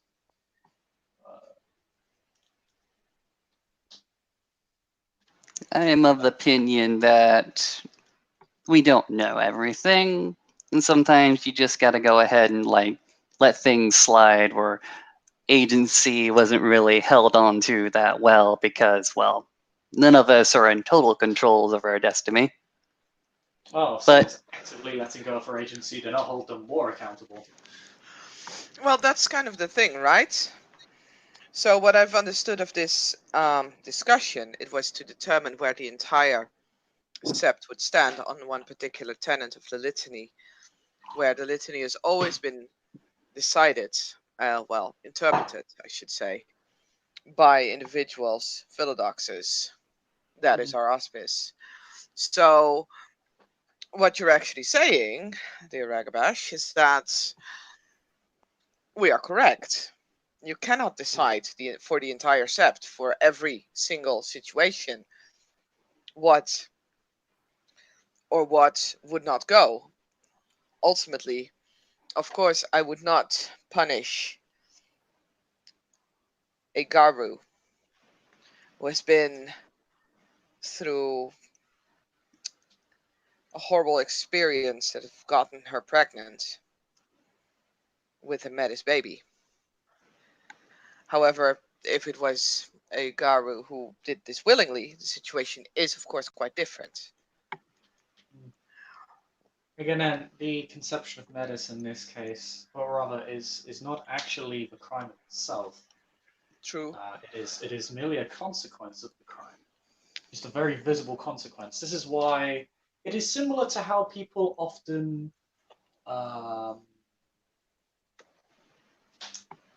misinterpret symptoms of a disease for the disease itself. Hey, far be it from me to act as a healer and go ahead and say that you need to go ahead and stop sneezing, to go ahead and stop your cold. But far be it from me to go ahead and subsume the laws as they were written down by my 4 bothers. That is not my duty.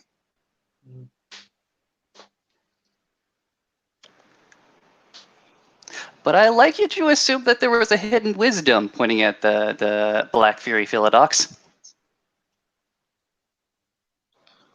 I mean, it certainly helps you look better.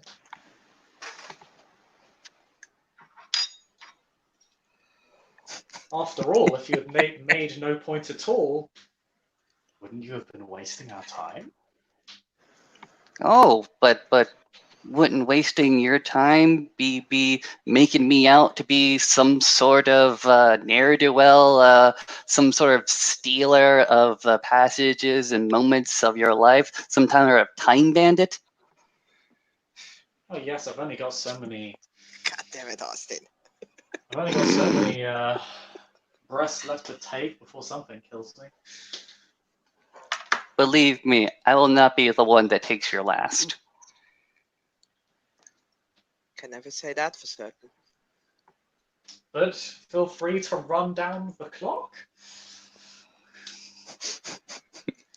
Life is no game. You don't believe it. I don't think you're a Garu to believe that life is a game. I think you go ahead and take your life much more seriously. Oh yes, I do. I feel like the evening should have made that obvious. Solemn nod. But yeah, what What exactly was up with that cub that had to go ahead and walk away? I heard his name was like Aiden. I don't really know. We started discussing this topic, and I think we fell on the side of the equation that he disagreed with. He did make a brief argument trying to justify breaches of the litany. He just recently had to break up with.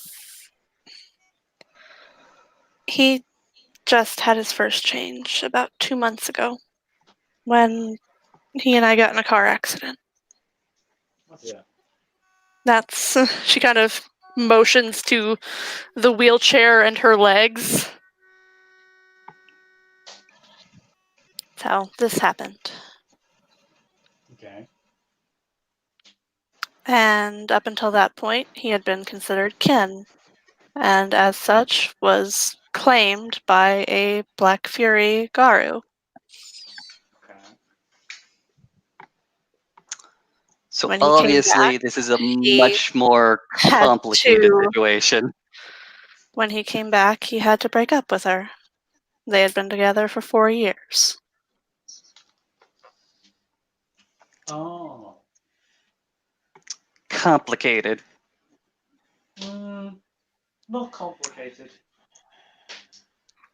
Oh, do we go ahead and assume or infer a certain sort of bias if the Philodoxes for the two septs went ahead and judged a certain way? I'm not really sure what you're trying to say.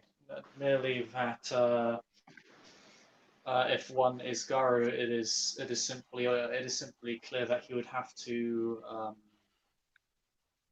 break up with the other Garu. It is the correct and right course of action. Of course. Of course, it is the correct and right course of action, as you say, my good Philodox, with your eyes always fair and just. But what if, and this is a great if, what if such a relationship were permissible? Would you not believe that one as young such as him would not lean into that particular direction?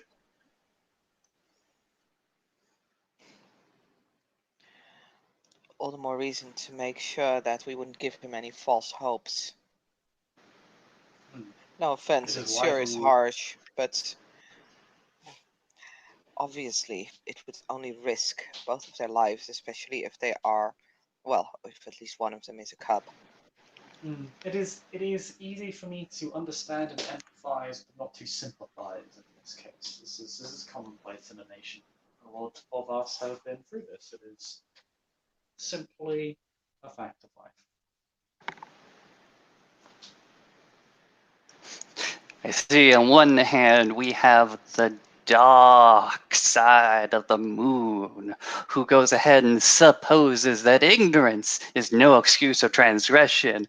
On the other side, apparently a full moon that wants people to go ahead and grow up to be right warriors of Gaia. I like both of these things. I like both of these things. I don't see how those two are necessarily mutually exclusive. I agree. One can be sorry and understand that he is in pain, yet the situation remains the same. It is. We can argue against gravity all we like. It does not change the fact that we would fall. Good point to go ahead and make. You go ahead and look up the sky when Luna is in her dressed in her half phase. Just because you do not see the dark side does not mean it's not there.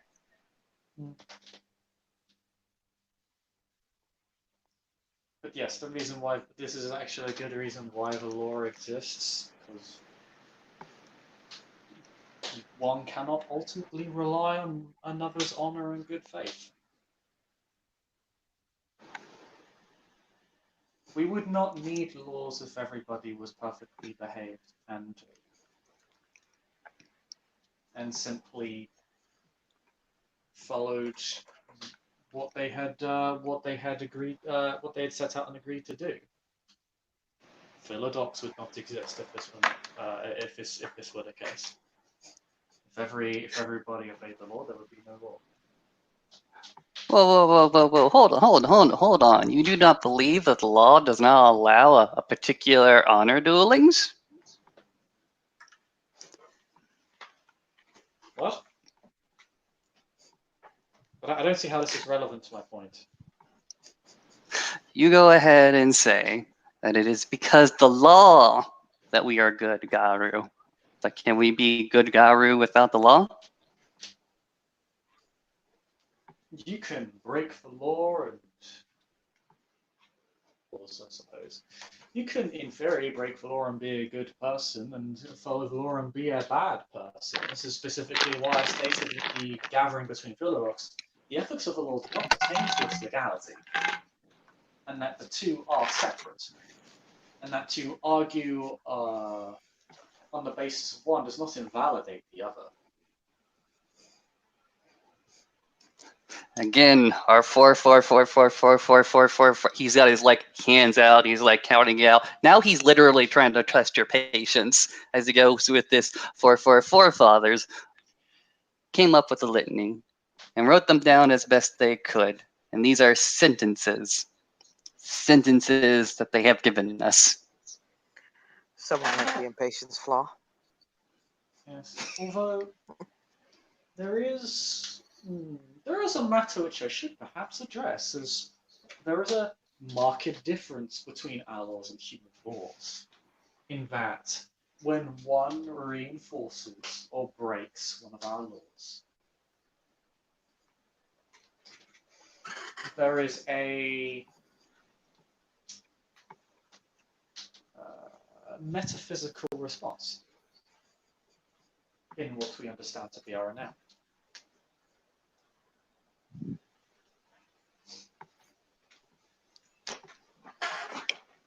So one could actually argue that in our case, our ethics and our laws are interconnected, just not human ethics. As such, human ethics is still ultimately irrelevant to our laws. But our ethics are much different. Of course our ethics are much different. We're on a war-type footing all the fucking time. The laws during war and the laws during peace are obviously not going to be the same, even if they go ahead and both strive for fairness and a sort of freedom and liberty. There is just necessities that have to be considered, right, my good Philodoxes?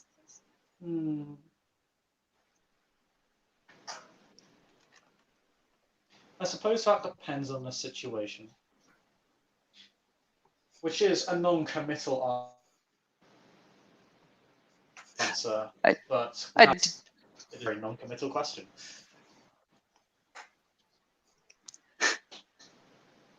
My good Philodox, I do not begrudge you for not laying out a dissertation at my feet.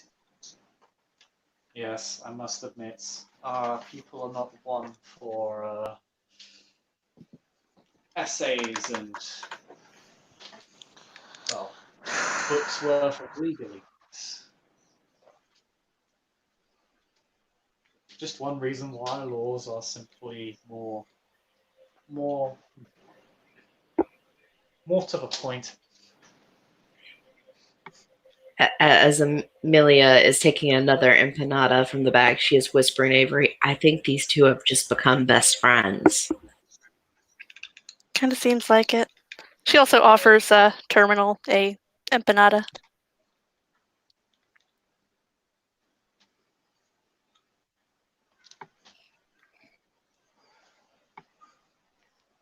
Jackson, go ahead and point to the empanada. You going to take that?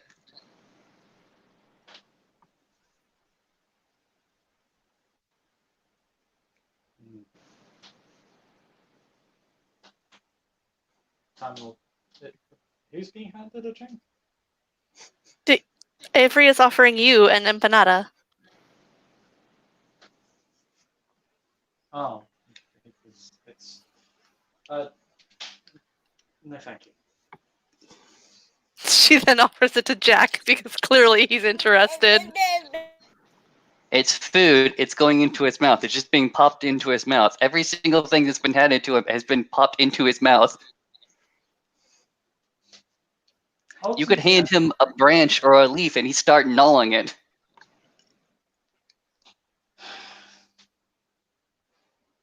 Ultimately,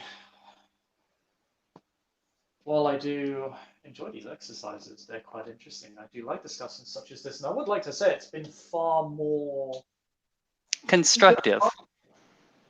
constructive than the discussion that was held 48 hours ago. It was actually one that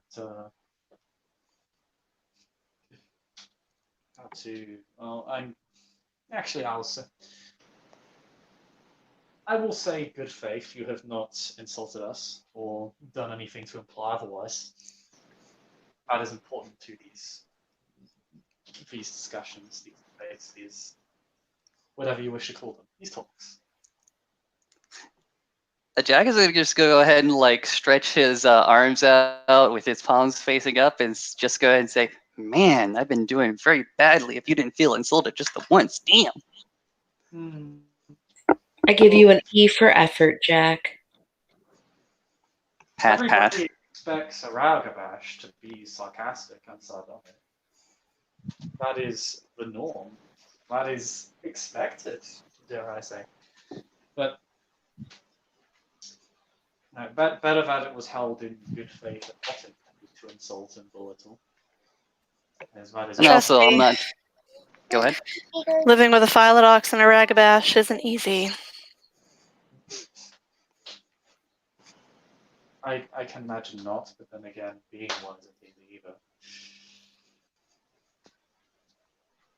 After all, Ragabashes are often considered omegas in a Darwinistic society, while being expected to question and challenge convention and the status quo, and yet are, again, often considered the least among the auspices. In the Philodoxal, they have to manage those that would challenge the norms, and they would have to challenge those who have the strength to merely ignore them. Neither of these duties is simple or easy. Oh, that is not true. I consider my task, my duties often quite simple, actually. Not easy, but often simple. It is better to not overcomplicate things. Yes, this is part of why corruption is so rampant in human culture. They create mazes for themselves, which allows the corrupt to simply walk on through. Often these mazes are created by the corrupt themselves, so that they may lose those who would hold them to account within their own in their own political labyrinth. Jack sort of shrugs. People are people. People in power are assholes. Assholes. But whether they are fair or not, is a different question. Maybe assholes is a very strong word, but self-interested. When you have people who are self-interested, sometimes they don't go ahead and act in the way that is best for the entirety of their community. You should tell that to the elders of this set. Oh, it would not be, well, maybe. Who should I go talk to then? Who's that elder who did not give a straight answer? Because that was, in fact, I would go to say he not only gave a non-straightforward answer, he gave an almost deceitful one, very deflected, very political, I would argue. He goes ahead and like points. He goes ahead and points to the Philodox. Hey, you're getting very, very close to disrespecting your Rise right there.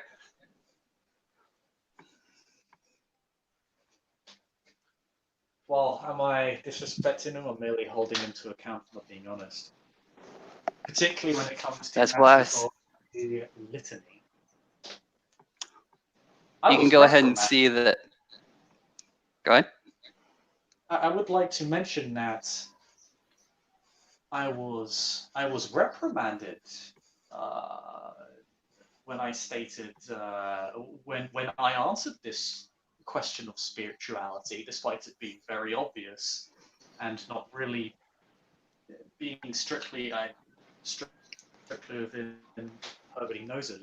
It's a question everybody knows the answer to. It's similar to stating, like asking, what does the litany state? Everybody of clear, frank, and even most cubs understand what it states. That is bare minimum knowledge. But I was reprimanded for not being a Fierge. They asked an elder Fierge who then failed to answer the question. And deflected. Jack goes ahead and shrugs. I would argue it's almost as if this sept is not being particularly fair. Oh. Shrugs. My good Philodox, maybe I should go to where the tree has fallen and try to ascertain the sounds that were there. Yes. Yes, indeed. My apologies for being openly Yourself? sardonic. I don't usually get like this. This is a matter of particular frustration for me. Amelia has sighed and she goes, I live with a bunch of Garu. I get this talk all the time. Well, this situation is severe enough that I am being more reasonable than most. I believe if less moderate Garu came here, when I say less moderate as in most Garu, this sept would currently be on a war for the kingdom.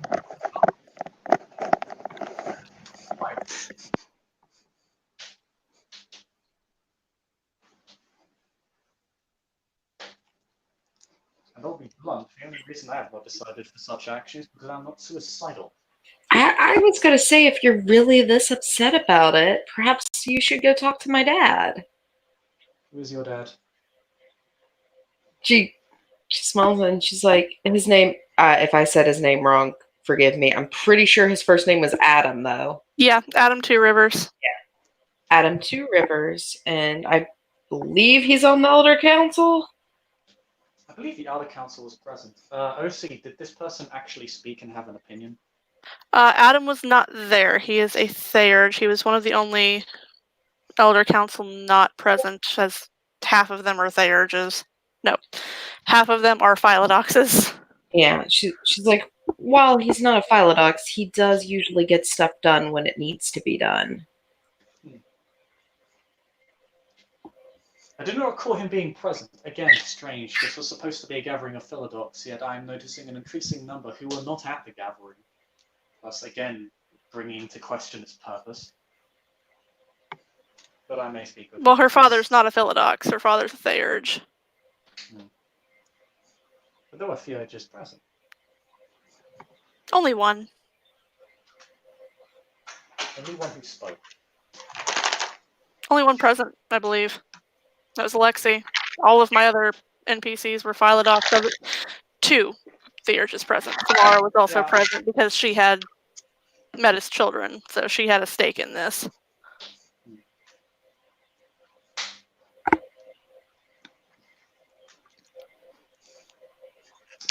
My father's also on the Elder Council.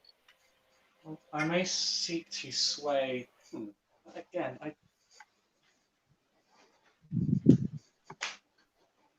why this meeting was okay. Well, I will speak to those who were not present. I find it baffling that this was meant to be a gathering either for the Philodox to come to a consensus or for the elders to make the decision. Both were stated, and neither prerequisite seems to have been met at the conclusion of this discussion.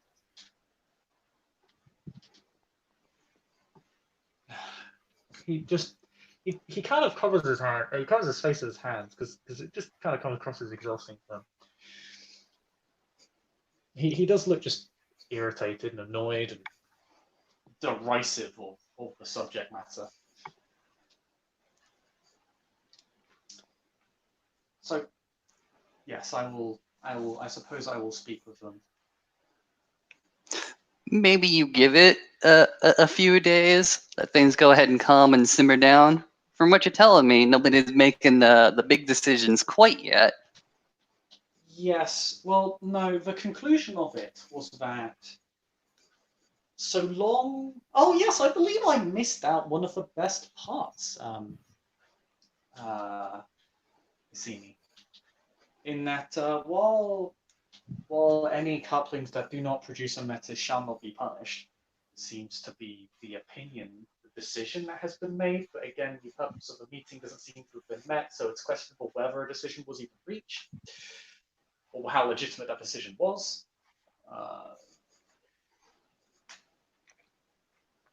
It was also So we're back to the tree in the forest? Other couplings that produce a metis will be judged on a case-by-case basis. And that is, this is somewhat why I say this is more than just reinterpreting litany, more or less just allowing its breaking and destruction, because the tone and implication behind that is that will largely be met with a slap on the wrist or ignored, or that some excuse will be found. Given the nature and good faith of, or rather bad faith of the discussion that was held there, I have very little faith myself that the law will be enforced.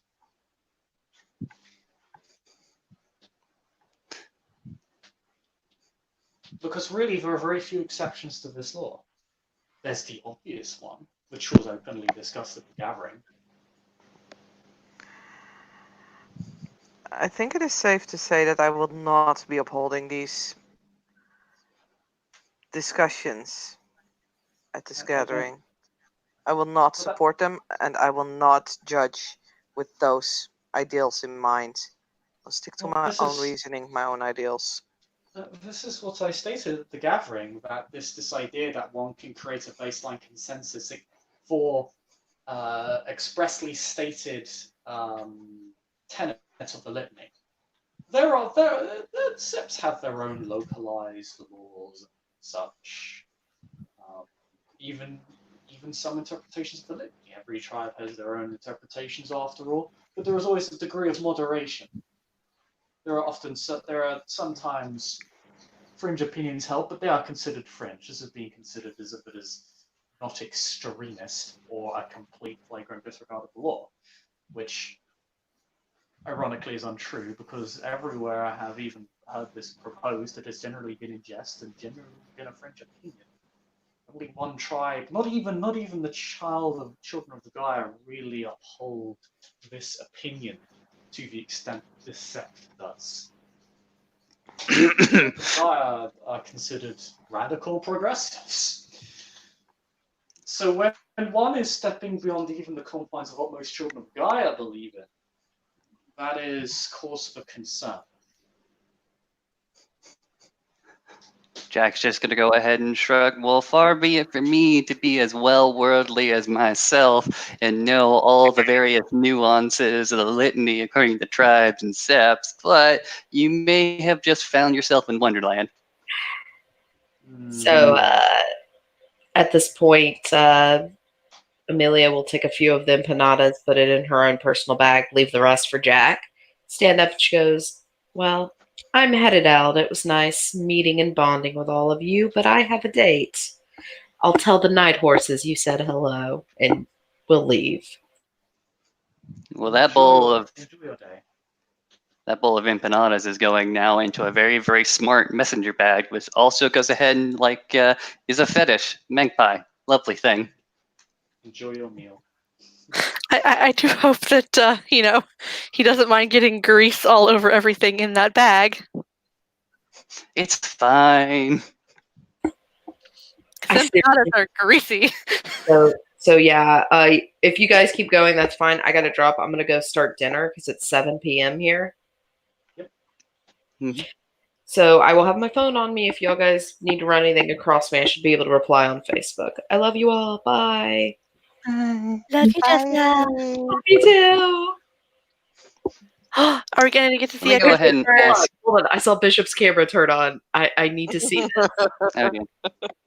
Oh, 1 sec. Sorry, I had it placed towards the table, so you can't Yes, see you anything. do. For some reason, the mobile thing version of live StreamYard doesn't. It seems to be very, very iffy when I don't have my camera on. So I'm kind of treating the situation like that. Oh, I see how it is. Never mind then. Bye. I literally have pictures of myself from a few days ago on my Facebook, but never I mind. mean, that's because, you're fucking adorable, Bishop, and we want to see your face. I am adorable. That is true. She's not wrong. Look back in character before this cute babby for the rest of the entire scene. All right. Question for the Philodoxes. Have you seen two seps try to go ahead and like make a unified set of just try to legislate the litany in not this manner specifically, according to the first, but in any sort of sense where they have shared literally a run by run of each tenet. The litany cannot be legislated upon. It can be interpreted. All right. Perhaps Have you ever? Perhaps at Go a ahead. stretch, certain legislation could be proposed that would not break beyond the borders of a set, but even this, the only examples of this I've seen do not pertain to the litany at all, at best tangentially. As such, there are local laws that do not interact with global law in a meaningful way. Also, just Ultimately, to point global out, law would supersede local law. also to Apologies. point out there is a reason why this tenant is the first tenant. There's a reason why it is the most important tenant that we have within our litany. I disagree. The violation of the code is far more important. Then I will respectfully disagree with you. See, No, she this- respectfully disagrees. I just disagree. But at least you are being honest. There is no false Damn. pretext. That and I wish to deny the satisfaction. Damn it! But Foil it again. Continue. while it is the first tenet, that doesn't necessarily mean it is the most important. After all,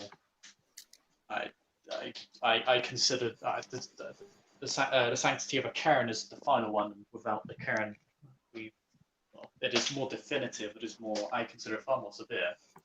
The protection of a cairn links far more closely to the baseline of our purpose, or that of guardians and defenders. The first law is it is a combination of issues, slightly more complicated, but not much more so. It's more about one, our continuation, and two, Which is rather not of our important if you want cairns, to but of our protect living Karen. charges. Well, keep in mind, a cairn is literally part of what a Gaia is. Without cairns, Gaia would not be. We would not be. Nothing would be other than the unbridled chaos of the wild, the stagnation and tyranny of the weaver, and the corruption and utter madness of the worm. None of these things are ideal or desirable in any way.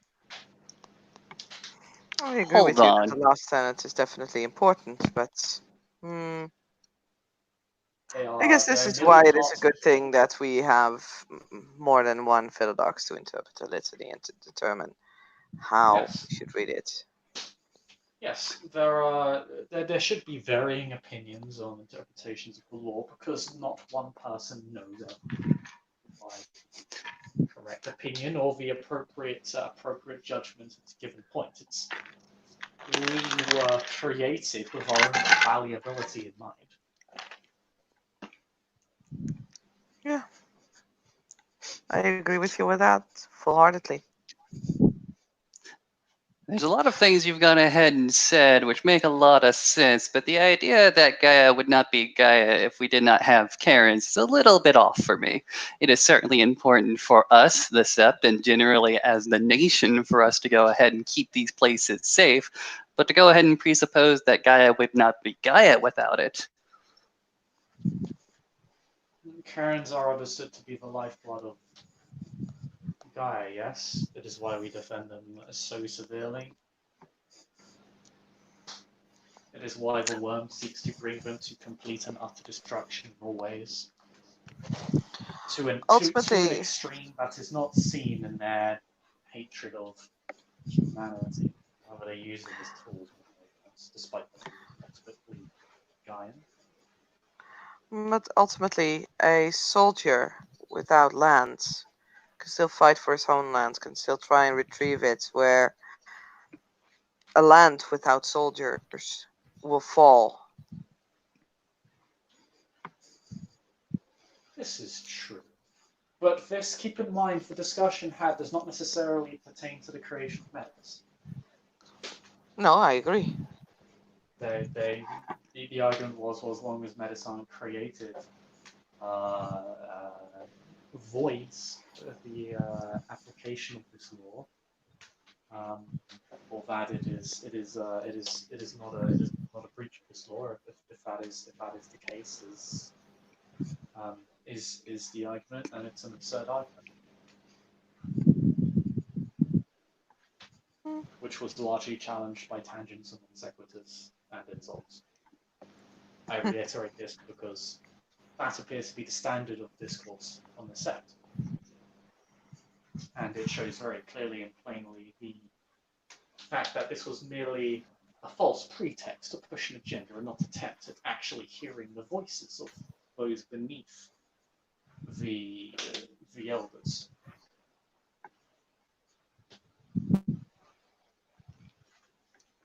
It was the illusion of debate to facilitate legitimacy. I mean, don't consider me no expert on American politics, but the House and the Senate can't be seen to operate in the same manner.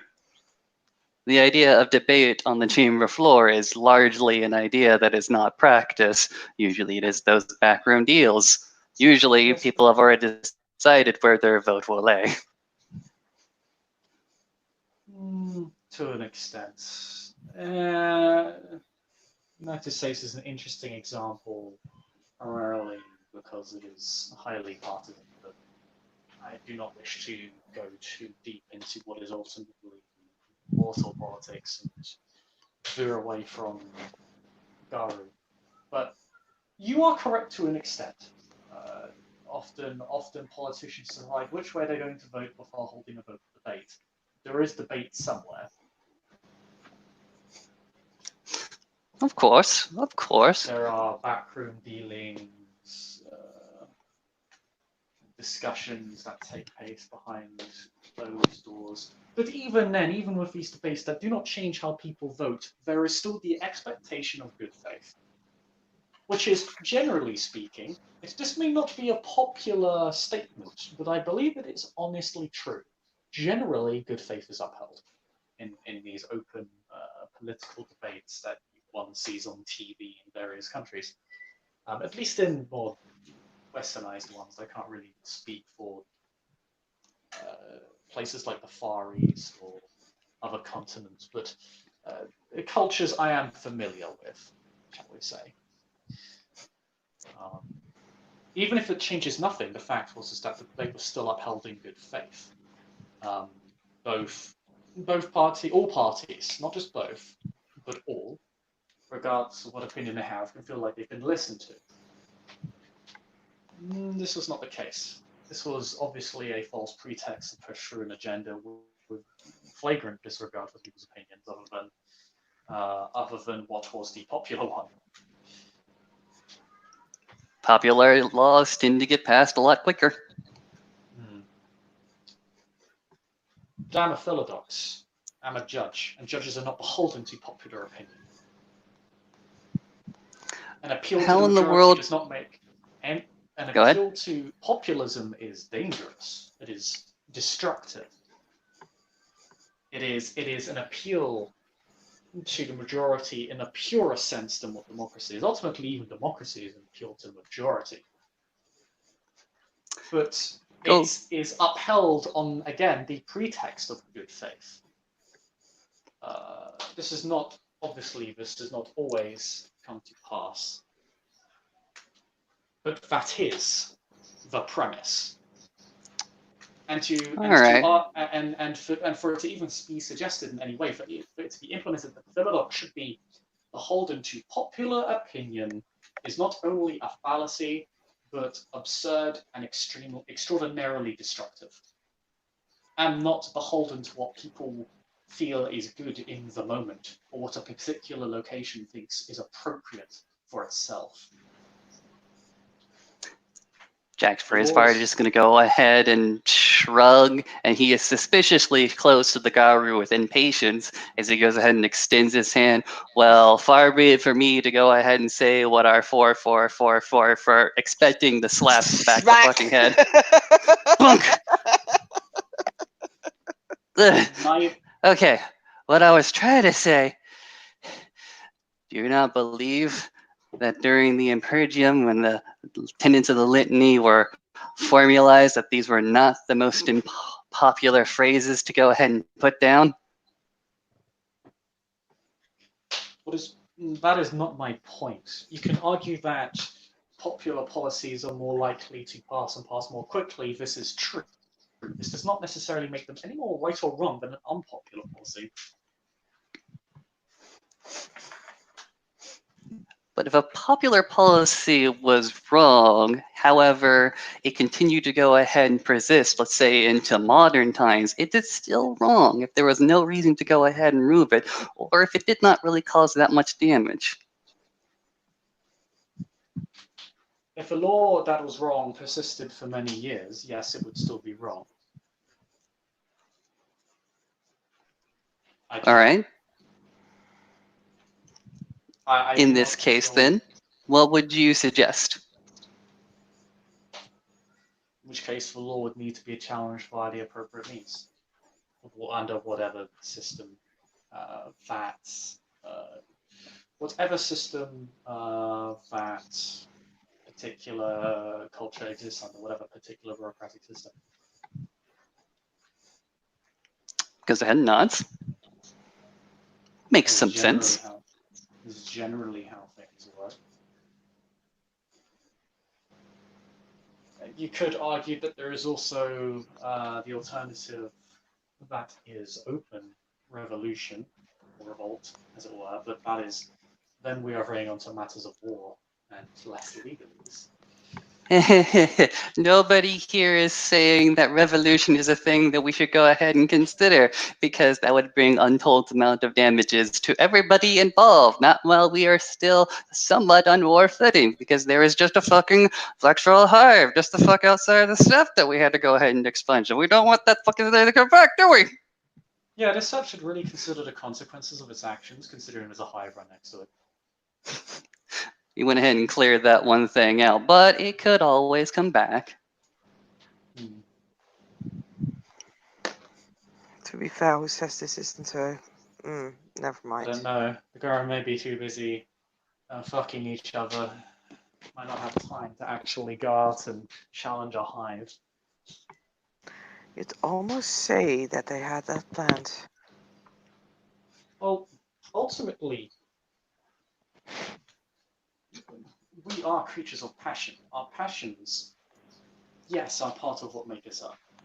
And they should not be ignored. After all, our rage, for example, gives us great strength. But it also makes us vulnerable to the worm. It is a matter of balance.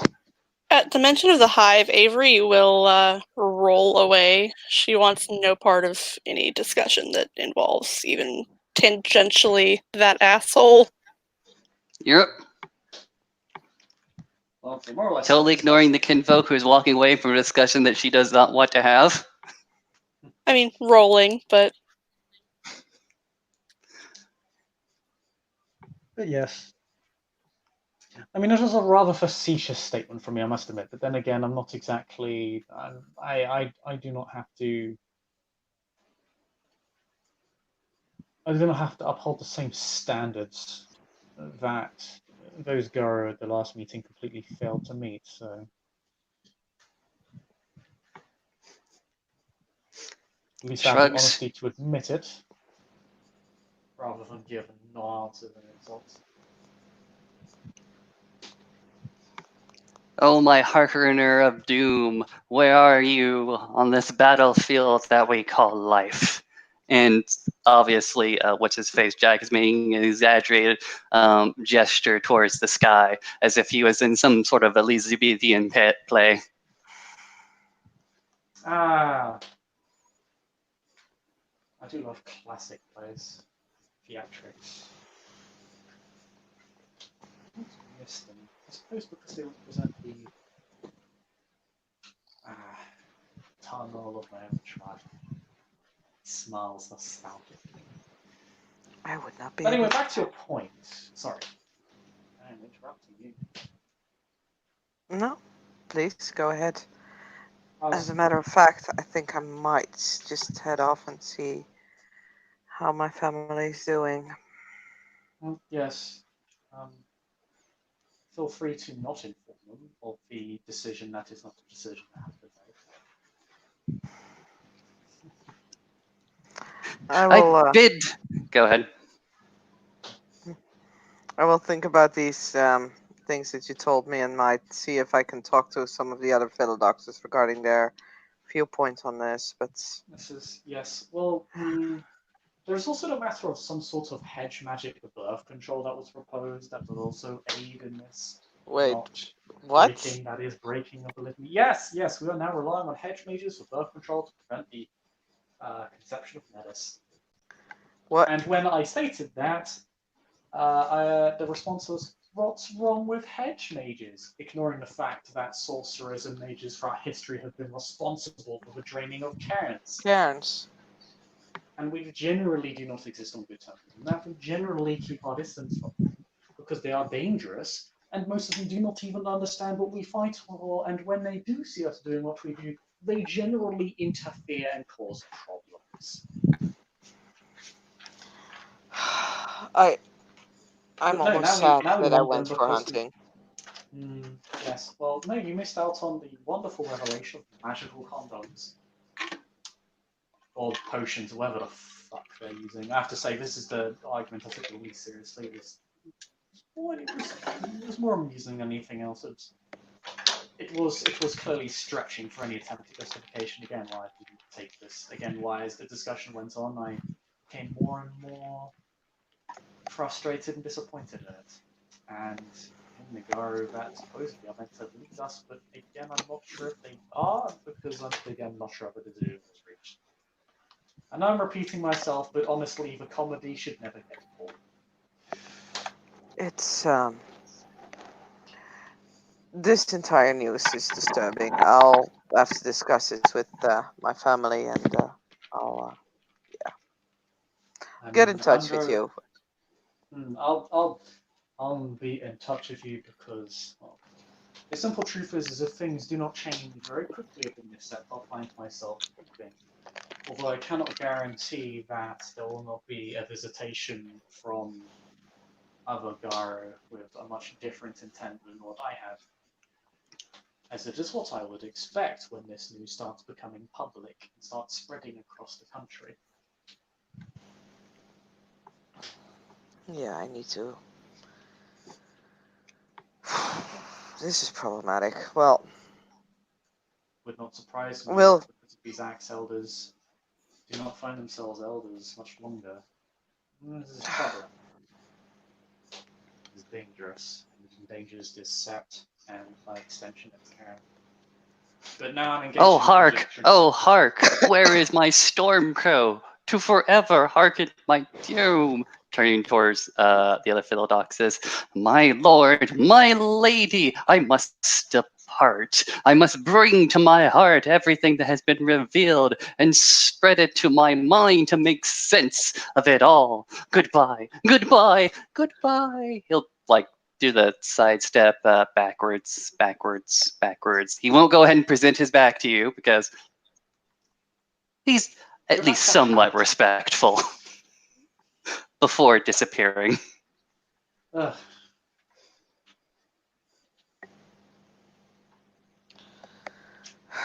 Oh. Yes. Ragabashes. Ragabashes Oof. could have used one at that meeting. I don't recall one being present that actually spoke or had an opinion worth a damn. I mean, they test your patience, but their opinions are valuable. Hmm. She Well, he really seems actually to hate had. to admit that. Mhm. Well, this one actually had questions worth a damn, which I'm pleasantly surprised by, given the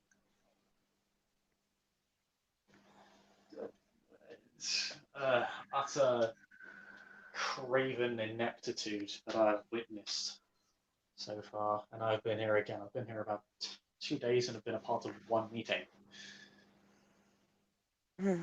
Well, Is this a norm here? You've been here longer than me.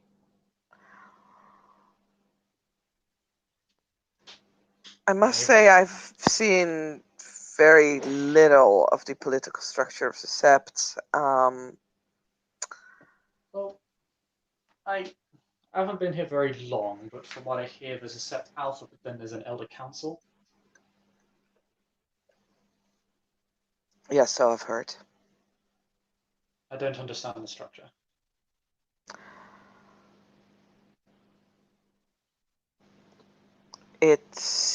I Surely figured the it was Alpha an would have American a. thing.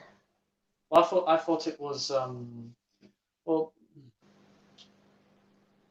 Uh, I have not actually been in a lot of I American Septs yet. Well, if I recall, the Sept Alpha was at the meeting, but I do not believe. I do not believe he ranks above or equal to those who hold positions on the Elder Council. Also, if this is OC knowledge I don't possess, Shano, feel free to state it to me. I presume because all of this is logged on the Discord that I would know about it. What was that? The ranks of various Garu that are noted on the character Discord page. Like set leadership and Yeah, you would know residents. where most of them rank. Okay. At least the ones that you've met. Okay. I don't really understand the structure of a set that has an elder council, has a purported alpha that does not possess the rank to hold such power because there is an elder council that ranks directly above him. Hmm.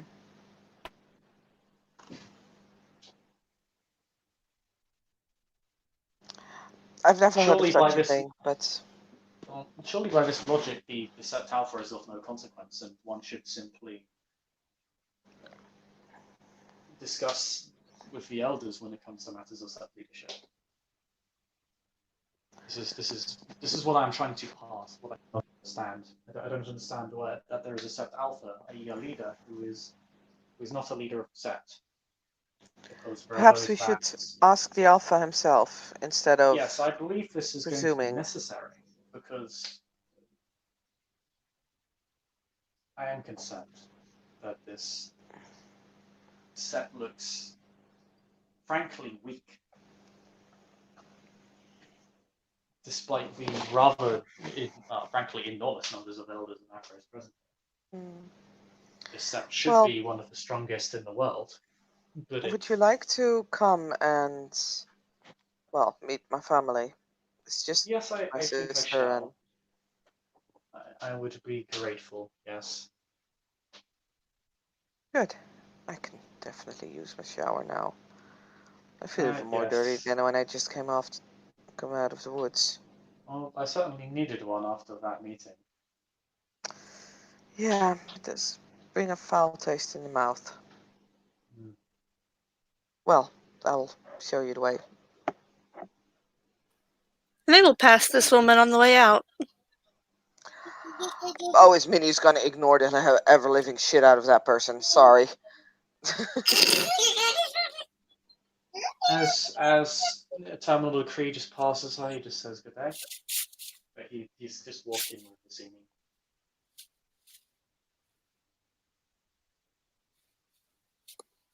Okay, unless you guys want to play out going to Ismini's, I'll end the scene there. We can end it there, as far as I'm concerned, because Considering we've been going almost 3 hours. Yes. Thank you, players, for playing. Thank you, watchers, for watching. This has been another scene for Unmask Orlando.